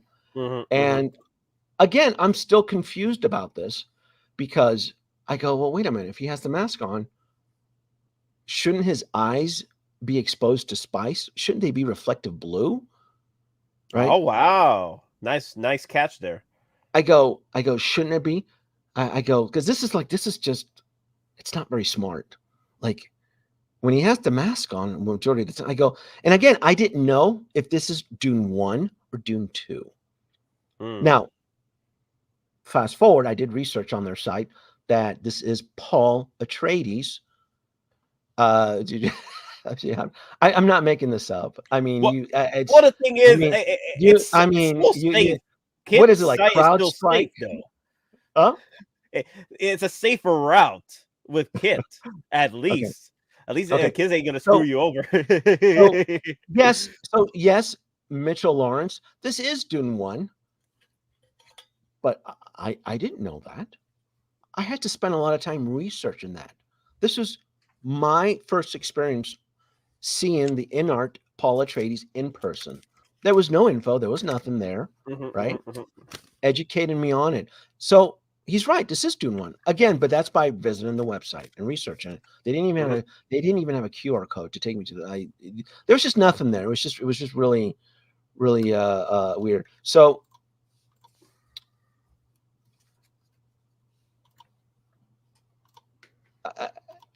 to see that, this would have been a more iconic stance, Nate. Just to and the only reason, well, yeah, the only reason I thought this could have been Dune 2 was because the accessories, they give you the sandworm hooks. Okay. Well, Paul Atreides didn't use the sandworm hooks until Dune 2. And when he's using the sandworm hooks, his eyes are blue already. So there's a continuity error there. So yes, this is a Dune 1 figure. His eyes shouldn't be blue, but yet you're giving him the sand hooks, and he doesn't ride a worm until part 2. And when he's on the worm, his eyes are blue already. He's already lived in Arrakis long enough, and he's been exposed to spice. Spice must. So again, I know this because it's a continuity. Like why did you give him the sandworm hooks? It's in the accessories. Why didn't you give him like the assassin seeker droid? The little droid at the beginning of the film that tries to kill him. That would have been a cool accessory. That's not included. So it was just a lot of weird, just something that was just, I caught that like it shouldn't be that confusing. This is a 550, depending on which site you go to. I think if you go to Spec Fiction, link in the description, it's 530, and then I think if you go through Kit and KG Hobby and these other guys, this has to be this has to be Dune 1's. So Dune this 1's, character. Then I'm just saying the character they displayed at the event has to be Dune 1. It is Dune 1. Okay. And again, I only knew that by verifying it on their website. So yes, it is Dune 1. It is. So I feel like they kind of dropped the ball there on that one. Now, speaking of blue, the other second booth, the other Module Case booth that they had was the King of Pop, which was Michael Jackson. So remember some of the concerns that I brought up with Paul Atreides is this is Michael Jackson. This is a legendary figure of American pop history. And Michael Jackson loved to tour, loved to perform. What tour is this? They're asking $550 for Michael Jackson's King of Pop. Let me ask you, Nate, because I know you're a lot younger than me. What album tour did he wear this outfit in? Don't Google it. I can't remember. I can't remember the can't remember this one. Yeah, I bet you a lot of people can't if they Google it. You're gonna have to Google it. When did he wear this outfit? What year? What tour? What city? This is to me Michael Jackson. I mean, I remember being a kid watching Thriller when it first debuted on MTV. I'm old, and So wait a Michael minute. So you're Jackson. saying that it should be a lot more iconic moment with this What particular. I'm asking for is that this is the king of pop. This is Michael Jackson, and he should be treated like royalty. And you need to, and because Michael Jackson loved going through costume changes constantly, even through his tours. Mhm. Where did he wear this outfit?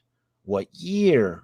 What album? What tour? What was, and none of that was presented at, I mean, that's what you see. Oh, it looks great. There's nothing wrong with it. I mean, they have the makeup on, right? It's caked on and the bleached black hair, just like how Michael wore it. There's nothing wrong with the head sculpt, right? Mhm. It's actually really attractive. It's a really nice figure. But you're asking the consumer to cough up $550. It's not just about selling Michael Jackson to the audience, to the consumer. It's also about delivering the experience. Hey, we're Inart. We're going to deliver the king of pop to you. But this is the king of pop from this era, from this specific year, from this specific concert, because this year something historical happened.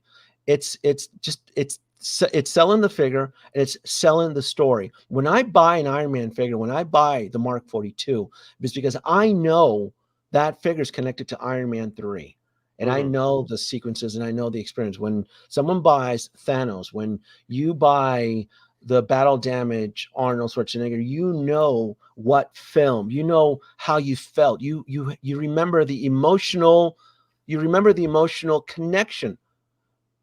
I'm asking Inart to woo me. They've shown me two characters that I would be interested in, but they haven't delivered. They've failed on delivering the experience to sell me this.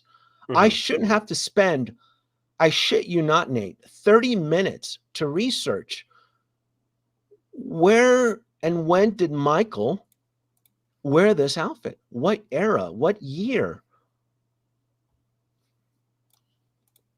You're asking me to bend over, pull my pants, and give you 550. At least take me out to dinner, woo me on the experience. I don't know where this Michael Jackson came from. All right. This particular costume was part of Michael Jackson's Dangerous World Tour, which started in 1991 and it ended in 1993. Michael Jackson visited close to 69 cities around the world. Oh, wow. Around the world. Michael Jackson was known, every time he sung a song, he had a costume change. His costume always changed. Now, the best I can come up with that Inart was able to deliver to me is Michael Jackson, the word jam, Jam. That's all that they're giving you, jam. Okay. I kind of remember Jam. Jam is the name of a song. It's one of his part of the Dangerous album. Okay. All right. I mean, talk about becoming Sherlock fucking Holmes. All right. So Jam, he sung it. This tour lasted for 2 years. He was around the world. He was in Argentina, Portugal, Istanbul, Tokyo. Where? $550 Inart, right? Where? Now, it's my impression. I'm going to give him the benefit of the doubt. The Jam was he sung Jam. I believe it was in according to Wikipedia, it was, I believe, in Istanbul. But the problem is that there was points in time that he didn't always wear that specific costume for that song. So I don't even know if it was for the Istanbul or if it was for Argentina or was it for the London performance. He did 69 cities in 2 years. And I mean, I'll give you an example here. Let me see. So Denobi, I'm gonna share this, right? I'm gonna put it on YouTube here, but I'm not gonna put the music on because I don't want to get copyrighted. I don't want to get copyright strike. But I'm just gonna I have to give it 30 seconds. So if you look at the tracks down here, right? Right. So let's, for example, I'm gonna click on Smooth Criminal. This is part of his world tour. This is when he was in Buenos Aires, Argentina, 1993. I was 3 years old when this happened. Wow. Let me hold on. I gotta load it up here. So this is one of his costumes there. You can see it right there.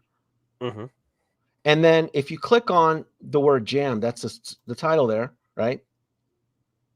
He's wearing this costume right there. And this costume is actually what he's known for, part of the Dangerous World Tour. See how slightly different it looks than what's being shown?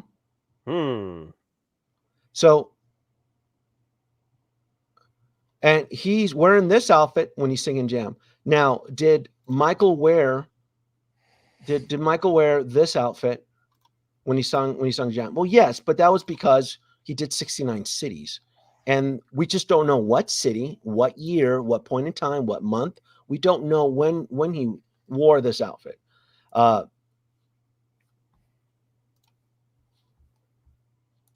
stage is okay. It's okay. There's nothing wow about the stage. What I would have done with the stage is that Michael is all about glitz and glamour. There should have been blinking LED lights on this. Michael is all about the show. So it's a very lackluster. In fact, on a scale from 1 to 10, I would give the stage 6. There's nothing wrong with the stage, but the problem is that you're dealing with Michael Jackson. You're dealing with royalty, king of pop. That stage should be on fire. There should be blinking. It should be like he's ready to come out on stage. Perform. They cheaped out on us because that's why I gave it a 5. I give the actual base a 5 because the original base was it looks, that's why it's a 5. If it was any other character, I probably would give it a 6 or 7, but because it's Michael and he's all about the show, it should have been more. The hands are good. I mean, the hands are fine. The little band-aids, everything, that's all part of his Dangerous World Tour. Now, Denobi, if they're asking for you to fork over 500 plus on Michael Jackson, which would have been your preferred Michael, Thriller or Smooth Criminal, or Bad at that point? Like, would you want it? That you're just saying you wanted a more iconic look, right? It's not just about an iconic look. How do you? I need to give you folks an example here. Hold on. All right. Hold on. Okay. Oh man, Denobi's going through his files. So this is Michael. It's about taking the collector to that point in time, right? It's, if you're gonna make Thriller, it's his best all-time single best. We all know that. But he had the Thriller, he had the Bad tour, he had the Dangerous tour. I forgot the one he did in the 90s. I forgot that one. So he had multiple tours, and his costumes are iconic to that specific point in time and to that specific to that music or single or album. What I would have liked to have seen Inart do with this is sell you the experience. Hey, this is Michael Jackson from, I don't know, the Rio de Janeiro. It was one of the cities he visited, right? Make the effort to sell the experience on when he wore this, what song. I didn't even know the song, because remember, they cheaped out. They didn't even want to put info cards at the San Diego Comic-Con. So it's to where, what month, like, on January the 12th in 1992 in Rio de Janeiro, blah blah blah, he sung Jam, right? But he didn't always wear this outfit when he sung Jam. That's the problem. It's very lazy, and it's, for the amount of money that you're asking, you forego the experience. And I want to pull this up because I got this at Mondo's booth, right? This is the vinyl collector's edition of Superman, the motion picture, Wow. 1978. Wow. Right. So Mondo goes out of their way to, hey, we're going to reprint the original vinyl to Superman 1978. But not only are we going to do that, but we're going to sell you an experience that you could only get with Mondo. And how does Mondo do that? Well, they give you this beautiful art color box, really original art based off of the 1978 film. Then you open it up, right? As you open up and you start your experience, right? Then you get cool collectible pressed vinyl with different colors. This is all, what I'm saying is that this is all part of the experience that Mondo delivers, and why Mondo is so successful. I mean, it's an old vinyl. I can go on eBay and I can buy a reissue of the Superman vinyl for $10 on eBay. But why am I going through Mondo? Because they're giving you a whole experience. They give you the graphic novel, right? They give you a new story. So they give you a lot. And that is something that Inart feels that they don't have to deliver on a $500 figure on the King of Pop. Again, I wish I knew what point in time that they were focusing on, but this isn't even, so I know it's part of the Dangerous World Tour between 1991 and 1993, but when he promoted that tour to the world, this wasn't even the suit. That wasn't even his trademark suit, his costume, I would say. It was this one. It was with the gold bandoliers. That was the trademark. That was his signature part of the Dangerous World Tour. So I get it that they're focusing on the one song when he wore that specific outfit, but I don't know that. They neglected to share or create that experience. Even though Michael goes, I mean, this is part of his dangerous costume right there. Right there. I mean, so this is where they don't take the extra steps, where they take shortcuts. But how would they know that? They surround themselves with yes people. They don't want my constructive criticism. They've essentially created a private party outside of the San Diego Convention, essentially a real life version of a Facebook Discord group. And they surrounded themselves with people that like them and are willing to say yes, and we love you. Discord, Facebook group. I think you mix both together. They're the two separate things to know me. The private aren't Facebook Discord groups? Aren't those Discord groups or whatever? Aren't they I don't know. I'm not on that crap. It's all little, it's all trash little groups anyway. But you see, so so 3 module cases in San Diego, and they dropped the ball on Paul. They dropped the ball on Michael. And their third module case was it was the Monkey King. And quite possibly Hot Toys is in the workings in the back. Like, okay, let's drop our Michael in a year or two. Nate, 100%. I'm going to sit back and wait. I'm going to sit back and wait, and I'm going to let Hot Toys do it right. Hot Toys will deliver the experience. Why not? They've been doing it with everything else that they've been releasing. All I have to do is sit back and wait. I'm in no hurry. I would love to have an awesome licensed Michael Jackson. Because this is Michael Jackson, right? It's the global one, right? The global license. I believe it is. Right. Again, I don't know. If it's a global license, and I people were talking about this left and right, it was readily available everywhere. I'm assuming because it was on the San Diego floor that it is. Yeah. So I would say that's a safe bet. So what did it say that Hot Toys doesn't have that license as well? They see the hype train for this particular look. They were making Michael Jackson Cos Babies just a little while ago. They've made 5 different versions of Michael Jackson. Do you think it'd be that hard? Do you really think the Michael Jackson estate is going to tell Hot Toys no? Right? Isn't the estate controlled by his siblings, his out of work siblings that haven't done anything?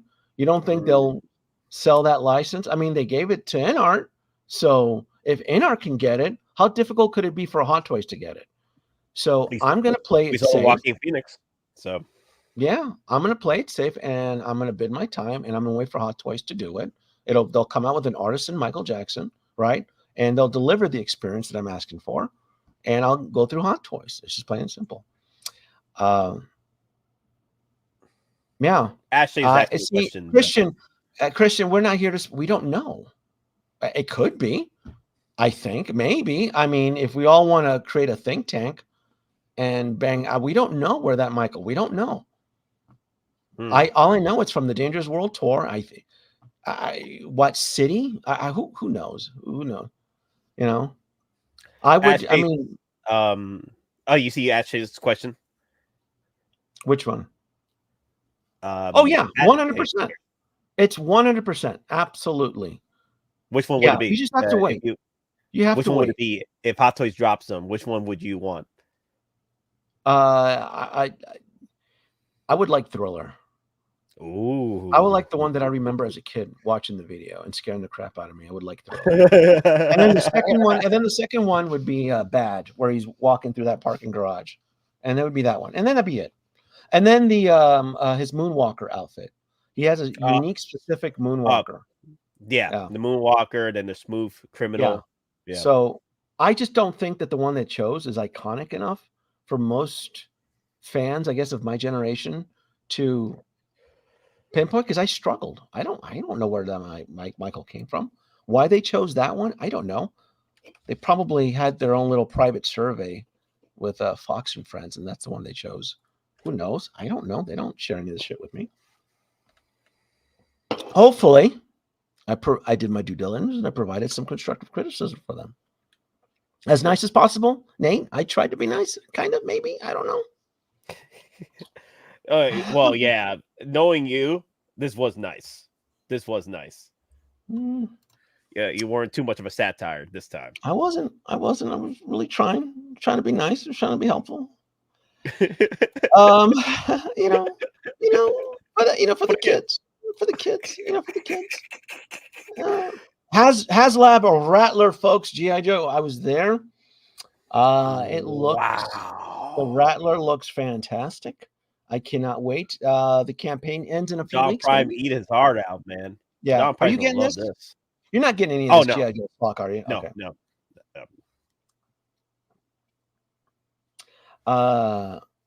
Maybe it's an intro Michael figure. Several versions waiting in the wings for Rob.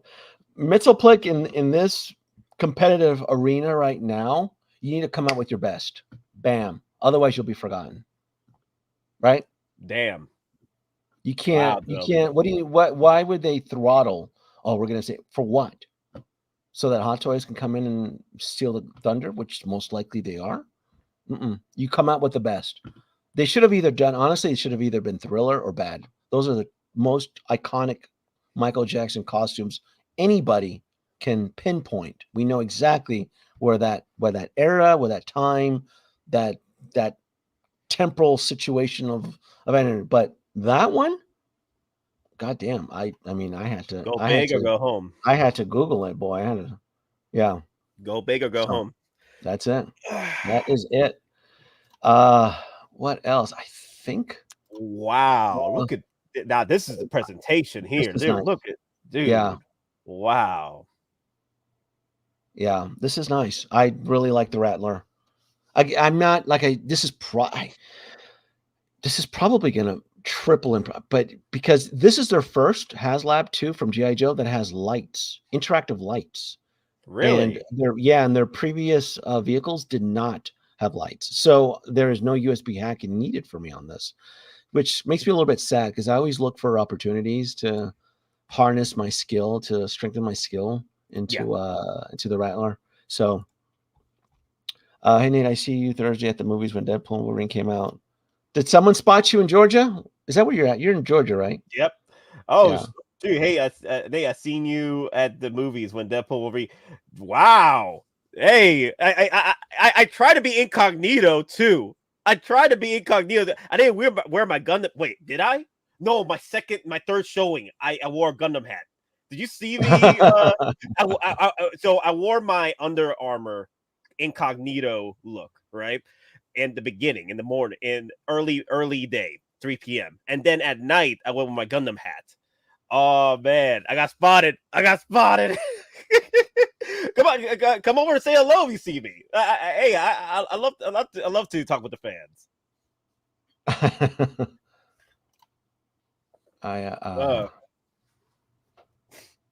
Now I bought my Wolvusi as well, my Wolverine Buckram bucket as well. I bought that too. That's somewhere displayed. You know what, the whole popcorn bucket thing, it just phased out really quick.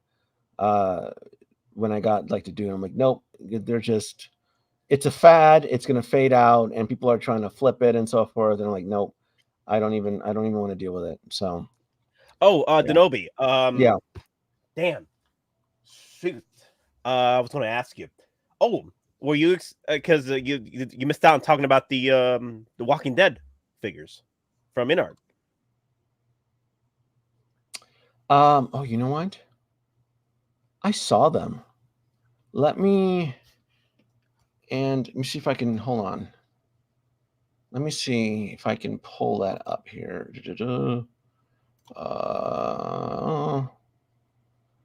I believe I can. All right, here we go. So, courtesy of Instagrammer Work More or Less, really nice guy. He was kind, and let me add this to the stage. He was actually kind to record a few minutes of the event, and he was able to capture the whole event in about 4 minutes, I think, really quick. So let me see if I can. Have you seen this video? No, first time. I will play it here. Really nice guy. His name is Jason Yang. I did see him at the Hasbro panel too. Really cool guy. Let me see. Oh, well, that's your presentation right there, Denobi. What's that? That's your presentation right there. You say there's a presentation. There it is. That banner. There it is.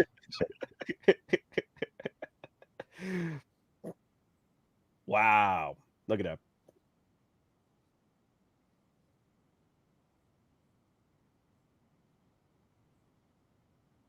Scale down your world. Oiler's Workshop was inviting everybody. He was inviting all his friends except me. It's okay, Denobi. I know. It's okay. This too shall pass. Maybe Inart had it out for you. You never know. Maybe Inart had it out for you. You never know. They don't like the truth. They don't want another Denobi versus Inart. That's Denobi versus Inart.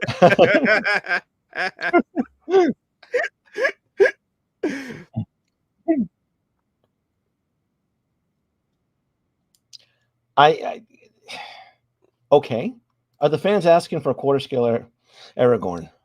Wait, is that a figure or a statue? That's I believe it's a statue, right? I was like, damn. Wait, that Queen Studios, right? What's that? That's Queen Studios line. That's part of the Queen Studios line right there, or that's completely Inart. I have no clue. I don't do Queen Studios, so I know they work together at some point. So Oh, right here. Brand Queen. It says Queen Studios, so it's not even Inart. Yeah, right there. Okay. Inart. Okay. It says brand Queen Studios.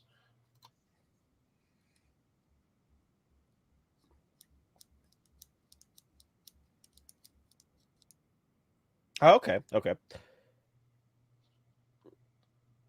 I mean, it looks fine, right? It's Queen Studios, so it would make sense that they'd be shown there. Well, I'm not a statue connoisseur. Yeah. So. Yeah, I mean, it's, I guess, real goods. leather. Okay. Yeah, I get, well, A, it's quarter scale, which I'm not a statue, and then B, it's Lord of the Rings, and Lord of the Rings to me is such a fizzled out IP. I know there's I get it, fans love it. I'm over it.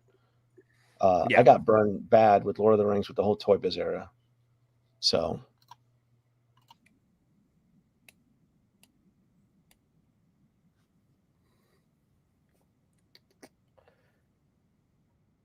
So in this event, it's like open. Is it completely open where people just walk in?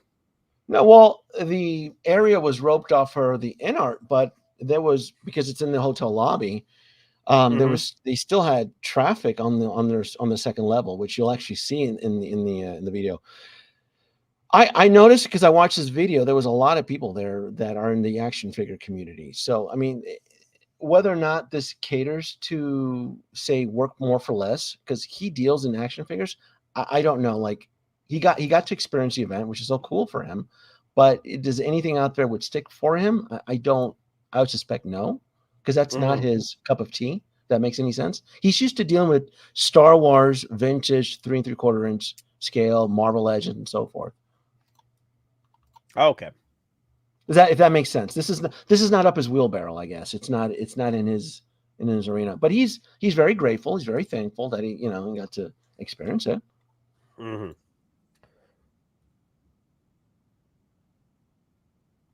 I'm gonna put the Valiant, because he spends way too much goddamn time on Aragorn. I'm like, he needs to move on. It's not. Wow, there were a lot of people here. Mm-hmm. So they're doing 1/12 scale, right? Yeah, I don't know why. I have no idea why. I have no clue why they're doing that. And then it's like Batman characters, and I didn't recognize any of these Batman characters. So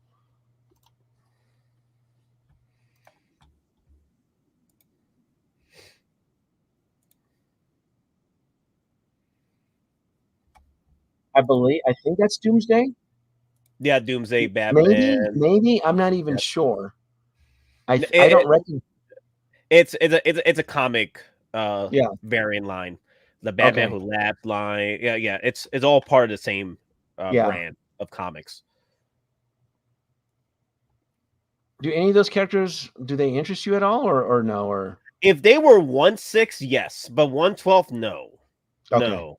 Like if this is the case, I'll wait till Hot Toys drops their variants of these. My only thing is that now they've entered the world of Todd McFarlane, and he's a very vindictive creator when it comes to his toys. When he sees people in his playground, he tends to go above and beyond. So this is, even though the scale is slightly different than what McFarlane is putting out, he's very competitive. So Todd McFarlane he's all about the fans and the price point. So I would imagine that like he's doing all of this. McFarlane is going hard on DC. Like, it's scary how hard Todd McFarlane's going on it. And this one figure looks pretty cool. I mean, it's not in my arena, but would you be interested if Hot Toys did it? They've done this one already. This is the from the video game, isn't it? I recognize the suit. Oh, that's right. Yeah. This is the Arkham. This is Arkham. Yeah, this is the Arkham suit. Yeah. Well, I'm talking about the Dark Knight Metal line. Well, that's that's the word I was looking for. Dark Metal line. That's the comic book line that they showed earlier. Yeah. Yeah. They've done that. So I mean, it's all DC. It's all 1/12 scale. I recognize that one character, and then on the other side, it's more Lord of the Rings. Mm-hmm. They're going, and it looks fine.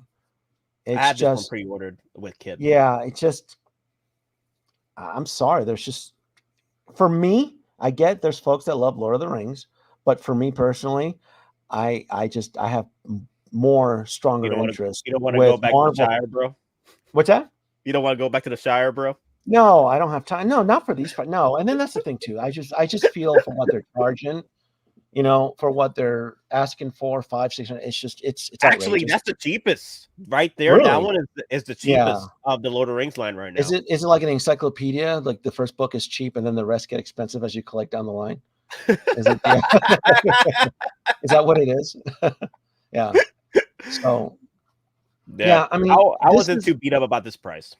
I thought that they would. I'm like, okay, cool. They dropped the ball on the exhibitor floor for San Diego Comic-Con. Maybe the private event, they brought their top guns, and no, they didn't. They have Michael there. They have Patterson there. We've seen all of that, and I was just like, okay, but nobody's going to turn down a free meal. So Hmm. if you look in the back, you can see the snack table getting hit hard. Oh my god. I just think it's wild. So okay. Patterson I looks think fine. I No? think Mr. Mom has the rooted one. Yeah, he's gone. No, I'm fine. I have the deluxe for Hot Toys. I'm good. Because remember, we got James Gunn's DC. So we're Mhm. gonna get another we're gonna get another actor with another Batman. So I'm not gonna go too hard on all these variants. Wow, you're So right. Look, there's no plaque, anything to nothing. present. Yeah. Wow.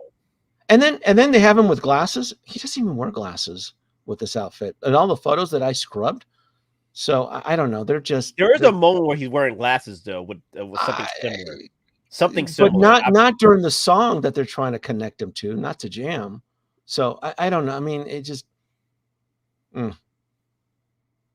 no. I mean, the hand sculpts look good, the face sculpt just it was just that extra effort that I would have. I'm telling you, he doesn't wear those glasses with that. I not the photos. Not the video. There's everything is archived. All of these concerts are on YouTube. Wow, Denobi, you're pretty much making me not pre-order this Michael Jackson. Dear Lord. I'm just. They need to just not be lazy. Just put the extra effort. Hopefully, I gave the example of the of selling the experience, and then The Walking Dead. I've never even seen this show, Nate. Like this is it. So they came in hard with The Walking Dead. Okay, I don't even know these characters. I think that's Negan. I Negan. only know him because of the SNL skit that was done by Dave Chappelle. I've never seen this show. I've never had any interest. Yeah, in The Walking Dead. I've never been. You don't into like that. Jeffrey Dean Morgan? I love him in The Boys. He's a good actor. I love him in the with Zack Snyder. When Jeffrey Dean Morgan's working on Zack Snyder, he's great. But I've never seen The Walking. I've never seen anything. I've never had any interest. This is their secret weapon. This is what they came out on their private VIP, The Walking Dead. Really. And then what happened the following day? The world turned to Marvel. This was a Friday event. And then Saturday, RDJ showed up and everybody's back into Marvel and The Walking Dead. I'm sure there's fans out there. The only way they'll more likely be able to get a Marvel license if it's just international, not global. They're not going to get the Marvel license. I don't think they could afford. Are you kidding? They couldn't have. Is Barnabas Barker John spewing that? I'll believe it when I see it. Oh, good, Denobi. No. Wow. Marvel license. That what is it? Delusions of grandeur. Yeah, right. Yeah, right. That's just no. That's just bad. Yeah, the only piece I'm interested in, other than Daryl, is Negan. Yeah, from that Walking Dead line. That's about it. Yeah, it's an old show. I mean, The Walking Dead went downhill so fast. The show went from great to like I like this is it. That's your big event, The Walking Dead. Really? Like so here's the thing. I enjoyed Walking Dead in the beginning, right? It was shot here in Georgia as well. It was quite a phenomenon, right? The problem is that they kept extending the show so much, as far as like more seasons, that they had to make some stupid ass arcs and plots for characters that should have known better, especially the main characters. And it just kept going downhill. It kept like CW. You know how CW just prolongs a show and they just make some stupid ass arcs, stupid ass decisions for characters just to prolong the show to make it's a CW infection. It's a CW situation when it came to Walking Dead. The final episode I actually watched was when Negan went in and started like whang, whang, whang. And I'm like, okay, that's all I needed. I need to see my boy Jeffrey Dean Morgan go ham on people, and that's it. And that's it. And like I said, I only know that scene because of Dave Chappelle. So that's like I said, that's the only reason I know it. But it's just wait. Hot Toys is going to make Michael Jackson. They've done it before, and if they see the folks shilling out $550 for Michael, they're like Howard Chan's like, hold my beer. So that's what he's doing. That's what he's doing. Yeah. Well, Hot Toys touch The Walking Dead. Well, come on, they're not that stupid. they're on the event horizon of the return of Marvel Jesus. Emperor Sword has a good comment here about in our event. Mario goes, he says, the event was essentially the launch of the 112 line. Okay. Did it seem exciting? Not. You don't like your Dark Knight medals? I didn't recognize any of those DC characters that they had, other than the Arkham Knight. But why would they invited a 1/6 scale community. These are us old farts, like part of my generation that love the 1/6 scale, and they unveil the 112 line. And everybody there is, as they're eating their crackers and drinking their soup, they're pretending they love it. No one's going to buy that shit. No one collects any of that crap. No one's going to collect that. Is Mario going to collect that 112 line? The fuck out of here. Mario knows better. Mario knows better not to bite the hand that feeds him. He knows better. He's gonna say, "Oh, this is fantastic. It looks great. Can I have some more cheese on my crackers, please?" Mario's humble. He knows better. Me, if I was there, I'm like, you won't get any sympathy from me. The surprise was the ring. I'm still waiting for the surprise. I saw the video that Jason filmed. Everybody thought they were taking photos of Jesus on a piece of toast. I didn't see it.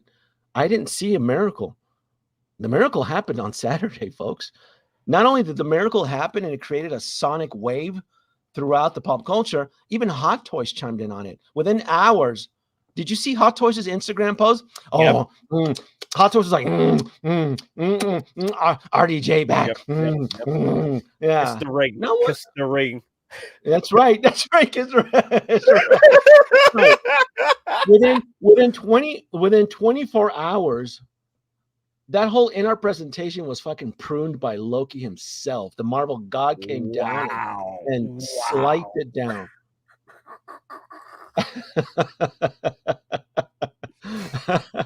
They can look, they can have their look, Nate. I'll send you this, all right? I gotta end this right here. You can have this, Nate. You can have this. I don't want this anymore. You can have it.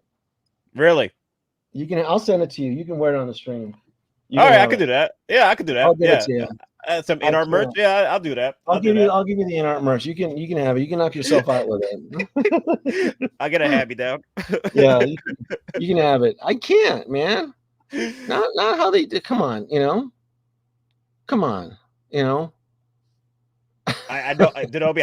I now know you're definitely a Puerto Rican because of you're giving me hand me downs. Yeah, that's what Puerto Ricans do. You can have. I didn't wear it. I didn't. I saw it on the floor. I was like, nobody wants it. I'll take it. I'll give it to one of the kids. Nobody wanted it. I'm like, La camisa. Necesito. I gotta save it. What is? They gave me something else too. Wow. Freaking Marvel/Disney, pretty much they had the biggest Marvel film in ever hit the box office numbers no tomorrow. You see, right? Look at that. Mario knows why I don't want this fucking shirt.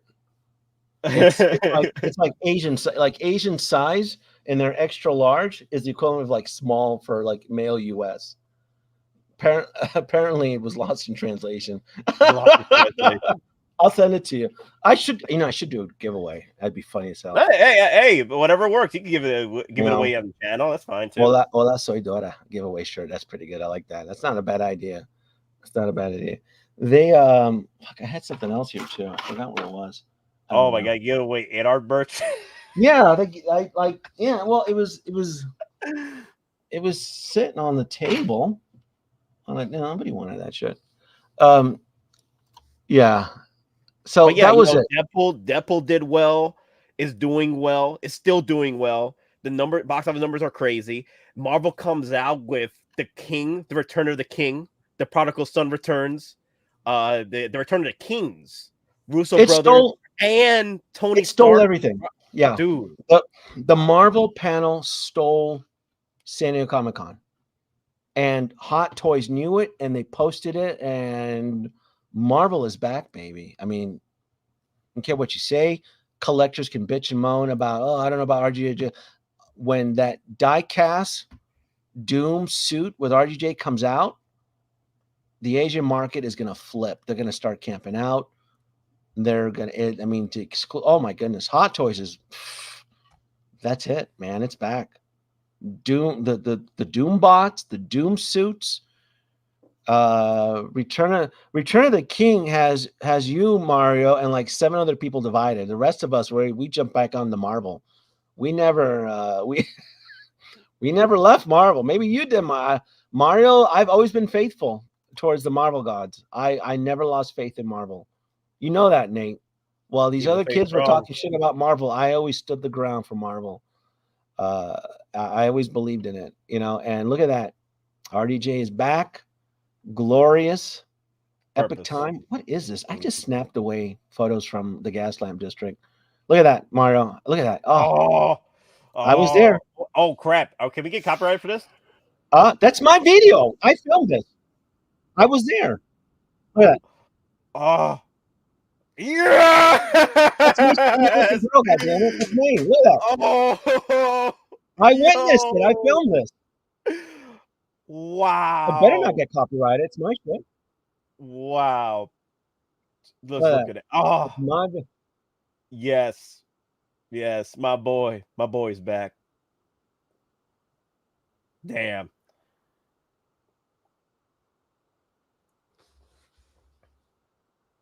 Wow. That's my video. Better not get copyrighted, these bastards. It's my shit. It's a bunch of I took a lot of there's one video here. Let me see. Which one is it? Is it this one? Maybe it's this one. Hold on. See if it's this one. Wow. Oh, you know, I tried to film the Fantastic Four sizzle reel. Did I tell you that?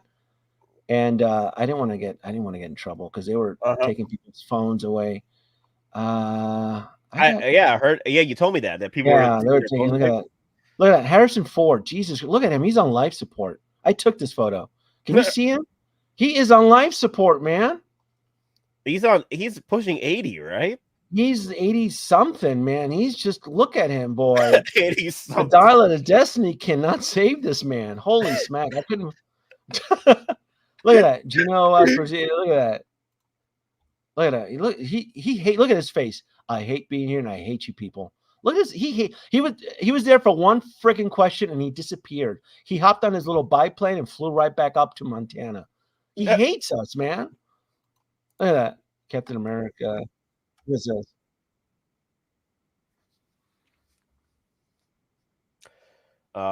Brave New World. I still remember it as New World Order.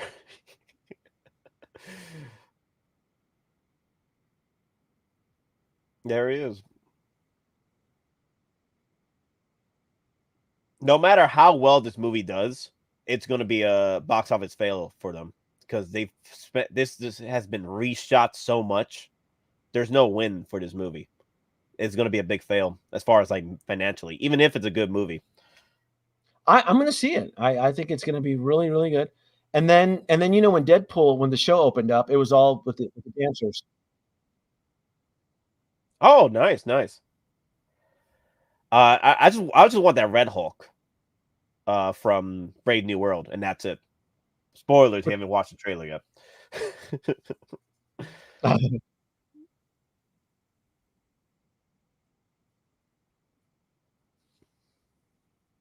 How long did you have to camp out to get into Hall of H, Denobi? I remember you were there for like 3 hours when I was talking to you, right? On the phone? I was in line for 2 hours, 2.5 before I got in. Yeah. Because when you had called me, I was already in line. Remember, I told you I was bitching about how fucking hot it was, and Yeah. Oh, this new Penguin line is gonna be cool. These are see what I mean? Like this is Beast Kingdom. They all are doing action figures, man. This is a 1/12 scale line from Beast Kingdom. They're all doing it. Wow. Yeah. So that's everybody's doing it. McFarlane's doing it. Beast Kingdom is doing it. And the big reveal at Inart was we're going to do Batman figures. Well, get in line, man. Get in line. Everybody else is doing it. Get in line. I waited 2.5 hours to get into Hall H. I got there at 9:05. I got there right when Nate called me, like 9:05 Pacific, and I did not get in until actually I didn't get in line until 9 because they had a pre-wait queue line. Like around 8:30. Yeah, there's a wait line to get into the main line. I didn't get into my seat till like 11:20, 11:30, but I didn't care as long as I got a seat in Hall H for the 6 o'clock panel. And I brought my book bag. I got emergency rations, food, water. I had Band-Aids, medicine, my rescue inhaler, everything that would prevent me from not leaving that Hall H. I was there. So once I got in at 11:30, I was there all the way until 8 o'clock. Yeah. Sacrifices.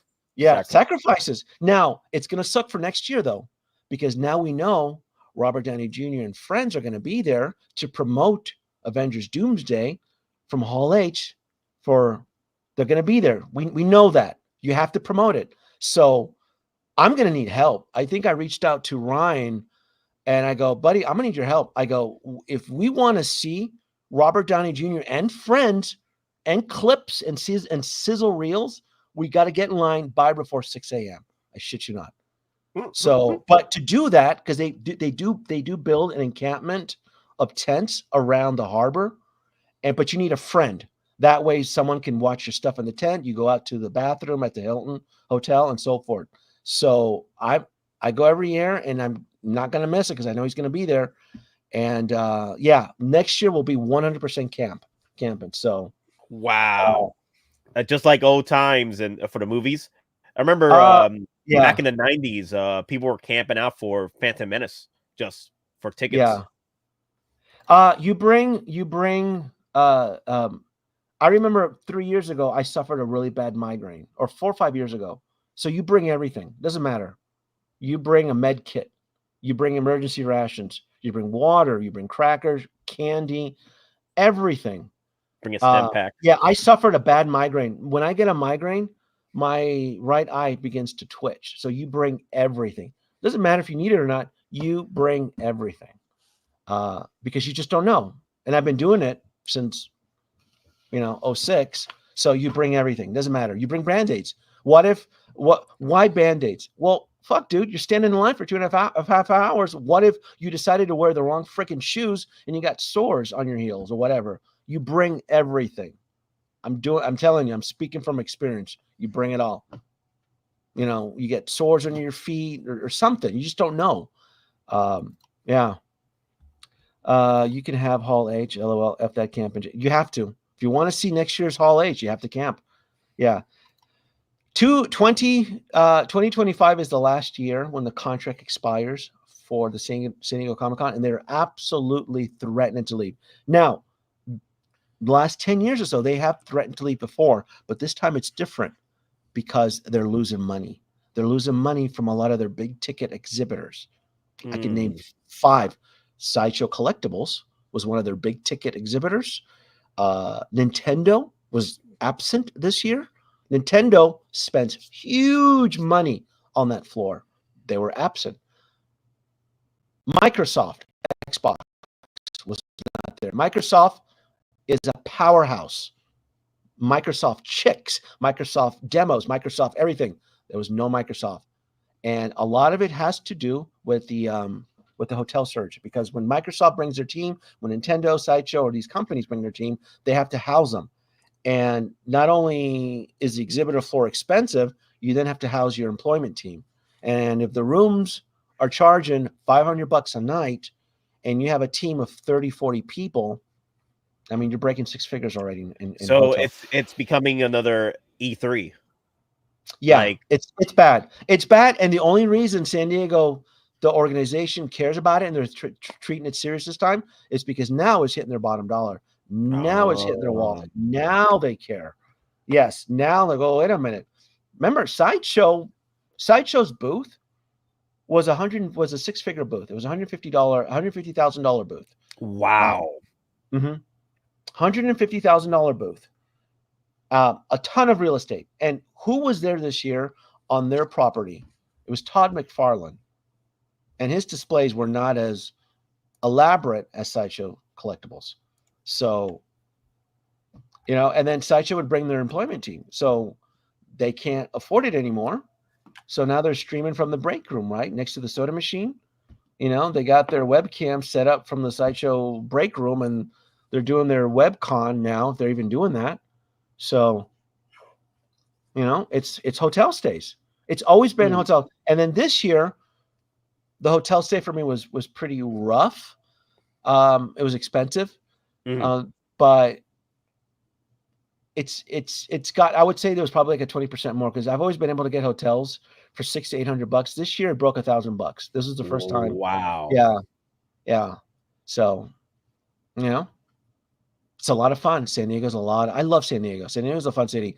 It would break my heart if they left San Diego, but if they came to Vegas, hey, more power to me. Came to Vegas. Yeah. You come to Vegas, man. I'll turn my extra bedrooms into an Airbnb. I'll host the D2 private function on my floor here, Nate. How about that? I'll throw a mixture here for Comic-Con. Yeah. It's just, look, Las Vegas can handle it.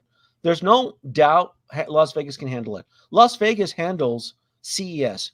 That's a 250,000 attendee event like that. Vegas has no problem. Hotels everywhere, good deals. So Comic-Con, 120,000 people. Save me a room to know me. There you go. Oh, look at this. Look at this pop out. Now he's like, now he's my Mario's like, I'll hit you up.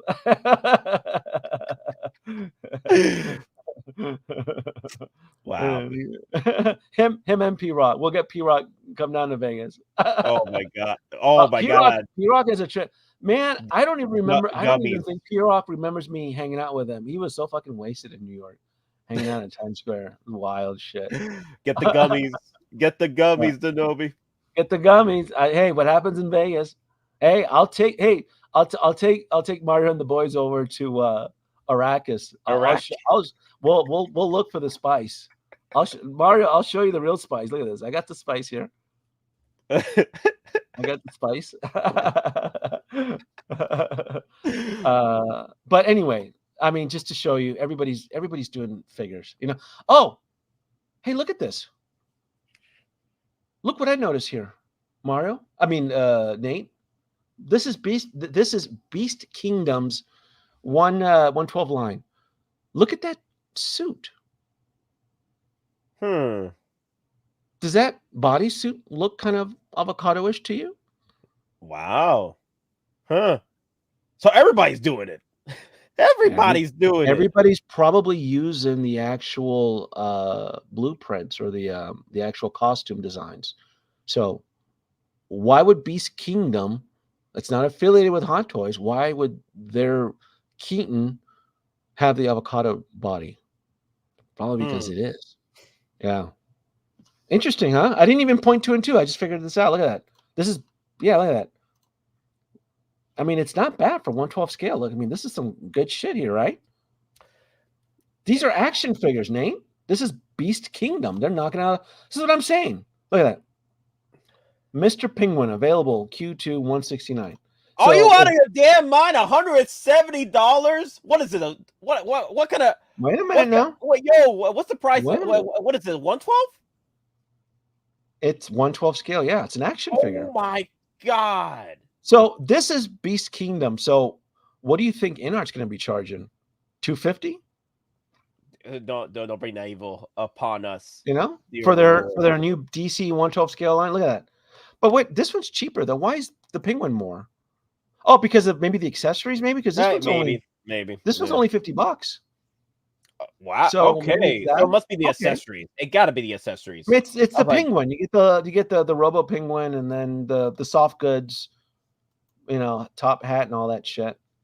But you know the reason why. You know the reason why people are saying, "Oh wow, they're doing." Wait, what is this Exo or what is this? No, this is Beast Kingdom. They picked up the Star Trek line. Exo 6 isn't the only house in town. Isn't the only makers. They're doing 1/12 scale. And look at that. This is good shit. They can actually, unlike Exo 6, Beast Kingdom can get the head sculpts right. Look at this. This is an action figure with accessories. You got me a little excited there. I'm like, they're finally doing the team. No, I don't know what Exo 6 is doing. They're going down that discovery. To be fair, like the way you talk about Exo 6, yeah, Michael Berman, all that. Play around with it. Yeah, but look at that. This is an action figure. This is bonkers that Beast Kingdom can knock this out. Wow. That's out of focus. But still, look at that. So I figured, cool, I'll get the refit, I'll get a couple of these. And then they're doing The Godfather. Wow. Yeah. Again, this is 1/12 scale, but it's like I said. What's Beast Kingdom's track record? What's their track record with quality? I actually bought their Dynamic Heroes Pinocchio. And I was very impressed with it. Very, very impressed with their Pinocchio. They had it in stock. Yeah, because it looked really cool and I was impressed. For the price point, it was $80, but it was a next level Pinocchio from Disney, and I was like blown away by it. Yeah. So, Denobi, you know the reason why people are tapping out with the with 89 Batman, because the 92 is around the corner. Probably. That's the reason why. Yeah. I only need one Keaton and I'm done. I'm done after that. So yeah, I wouldn't need anything more than that. This Gandalf, this is a prototype too, but the guy did say it'd be a little bit better. I mean, but still, if you want a Gandalf with the whole experience for $100, you can get that. And it comes with the display, by the way. Wow. So, again, it's 1/12 scale. Cool. That's what I'm saying. So like, that was like, they made it seem like it's a big deal that they're going into, like, Inart's going into 1/12 scale. I'm like, everybody's doing it. Everybody, Todd McFarlane, Beast, they're all, there's nothing special. Everybody's going to gravitate towards the value, the quality, and so forth. I mean, if you want to pay more and convince yourself that paying more makes the figure better, sure, I guess, maybe, Wow, that's $100 for that set? That's not bad. Wow, that's for that whole set right there. Wow. Mm-hmm. Yep. What was this was the panel for the Penguin. What's his name was live streaming, Colin Farrell. Oh wow. Yeah. Just some photos and Deadwood Wolverine. And I think that's it for this. I think I went through it all. What else is on this tab? And then the G.I. Joe panel. Sergeant Slaughter was there. I took that photo. He was there promoting the Rattler. The Rattler, and then the Ghost Econ, the Ghost Trap, the PKE meter, the Cobra Dragonfly. It's going to be out this Christmas, I think the guy said. Wow. Yeah. I pre-ordered this. I can't wait to have this. Yeah. Damn, that's pretty cool. Yeah, that's coming out this Christmas. The Godzilla, the Cantina set, which looks fantastic. I can't wait to like USB. How was that display? I thought it was cool. I thought for the prototype and what it is. Again, but I'm not like your regular collector. I can see things past, concept. And to me, I'm like, cool. I'm going to add lights. I want to hopefully start 3D printing. I want to build a roof. This thing is designed that if you want to 3D print the roof and so forth, you can absolutely can. Wow. So it looks fun. It looks, that's what I thought. That's what I'm saying, Mario. I thought it was a good deal. I thought the Gandalf and the Dio for $100. It's not a bad deal. If you're limited on space, if you're limited on funds, Beast Kingdom is coming in hard. Your droids. You gotta wait outside. We don't want them here. No, the post. This is I mean, I try to get some close-up shots. I was very, very impressed, and the way that they're going to design it, that they took people like me into consideration. Like, cool, you want to add lights? We're going to add. There's I should have taken a photo on top of the roof. There are, I would say, like a channel or like slots where you can run wires. So they even took into consideration for folks like me that like to USB hack. Hey, if you want to add lights to this, we're going to make it easy for you. And they absolutely show you that. I can't believe I didn't take a photo of that. But there's parts on the roof where you can add wires to everything, little micro wires, and this whole thing can be lit up really nice. I'm excited. Even the droid detector, there's open slots in the back that you can add blinking lights to and stuff. So Yeah. I think it's cool. I mean, it's I get it's not for everybody, but come on, man. The Tonica sisters alone are going to be worth a mint. Even if I part this thing out, these two figures here are probably what Mario, $300 on eBay just these two figures alone, carded, $300 alone. I would imagine. I'm hoping that's conservative. I only bought one. I only ordered one deluxe. I have one deluxe. That's it. You didn't go multiples on this? No, because I knew I had the insider info on the TOMY Enterprise. And if I'm going to make money, real money, it's going to be the TOMY Enterprise refit. Because I knew that was coming out and I wasn't allowed to say anything. So yeah, see, the sisters alone, he's not joking. The Tonica sisters alone, Nate, like if I need cash or I can sell these two chicks right here. Easy. Carded in pristine condition, $300, 100%. Yeah, and I went deluxe because like I said, I want to play with it. I want to add lights. I want to 3D print a roof. I want to go out. I live in a desert, man. I have dry lake beds all around me. I can go out a few miles and I can, plop this out in the desert and get some really cool shots, some true light shots and stuff. So, yes. So they always, once they approve the molds, they always repackage them, but collectors are never going to want the repacks. They're going to want the ones that are exclusive to the Haslab. So believe it or not, even if they repack them, it still won't affect the value of the ones that come with the Haslab. I know that because it happened to Yak Face from the sail barge. The sail barge's Yak Face is still worth a mint. Yep. Yak Face. Even though Yak Face got released a couple times after that, people want the one for the Haslab, the sail barge.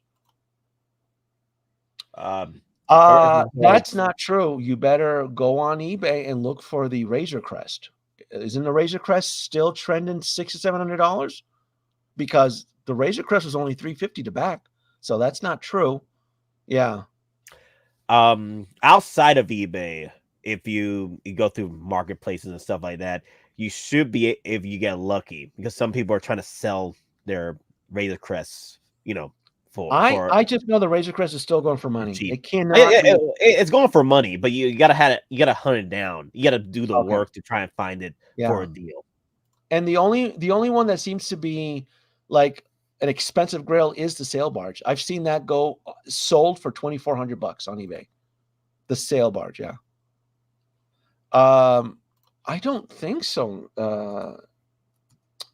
I think the Razor Crest is still trending. Razor Crest Haslab. Let me see. Wow, people are actually excited if Hot Toys does a MJ version with the Thriller. I hope so. I mean, I would. Let me see. I hopefully with real leather or whatever nylon, whatever they're doing these days. Oh, he meant Ghost. He not Razor Crest. He meant Ghost in one of the comments. So eBay. I mean, this is pre-owned. Hasbro Haslab, the Mandalorian Vintage Razor Crest, pre-owned. It's $500 because it's $450 plus shipping plus sales tax. So, this one here was a good deal though. $425. There's a brand new one here for $5. So average $500. Well, is it going for super big money? No. Is it still trending above its? Remember, it was only $350 to back it. So wow, $350. Yeah. It was $350. Yeah. Wow. Yeah. Well, the Ghost isn't out yet, Mario. We haven't gotten the Ghost. The Ghost Haslab hasn't gotten out. But yeah, I mean, $500 for the Razor Crest. Shit, that's still pretty goddamn good. It's still more than what. So, yeah, the Ghost Haslab isn't out yet. Now I did back 2 of those. I do have 2 of those of the Ghost, and that's supposedly this year.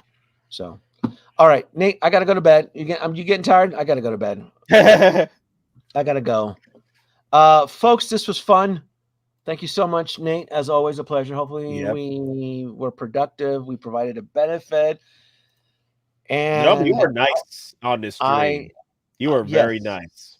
I was trying to go above and beyond, and after all the eBay cuts, you'll break even as a seller. That's what I'm saying. Yes. So you would not want to sell the Razor Crest at $450. I sold my Razor Crest. I backed 5. I sold all the 4 over $900. I did really good with the Razor Crest. But that was right when it dropped. And then you had Adam Savage, and then you had everybody making videos and USB hacking it and all this shit. So yes, I think it's because it's trending, because it's the economy. Everybody's trying to generate, trying to find funds and stuff. And, just a lot to collect. Nate, there's a lot of crap to collect, man. Yeah. Sacrifices, man. Please show some mercy. Mercy? I'm afraid that my condition has left me cold to your pleas of mercy.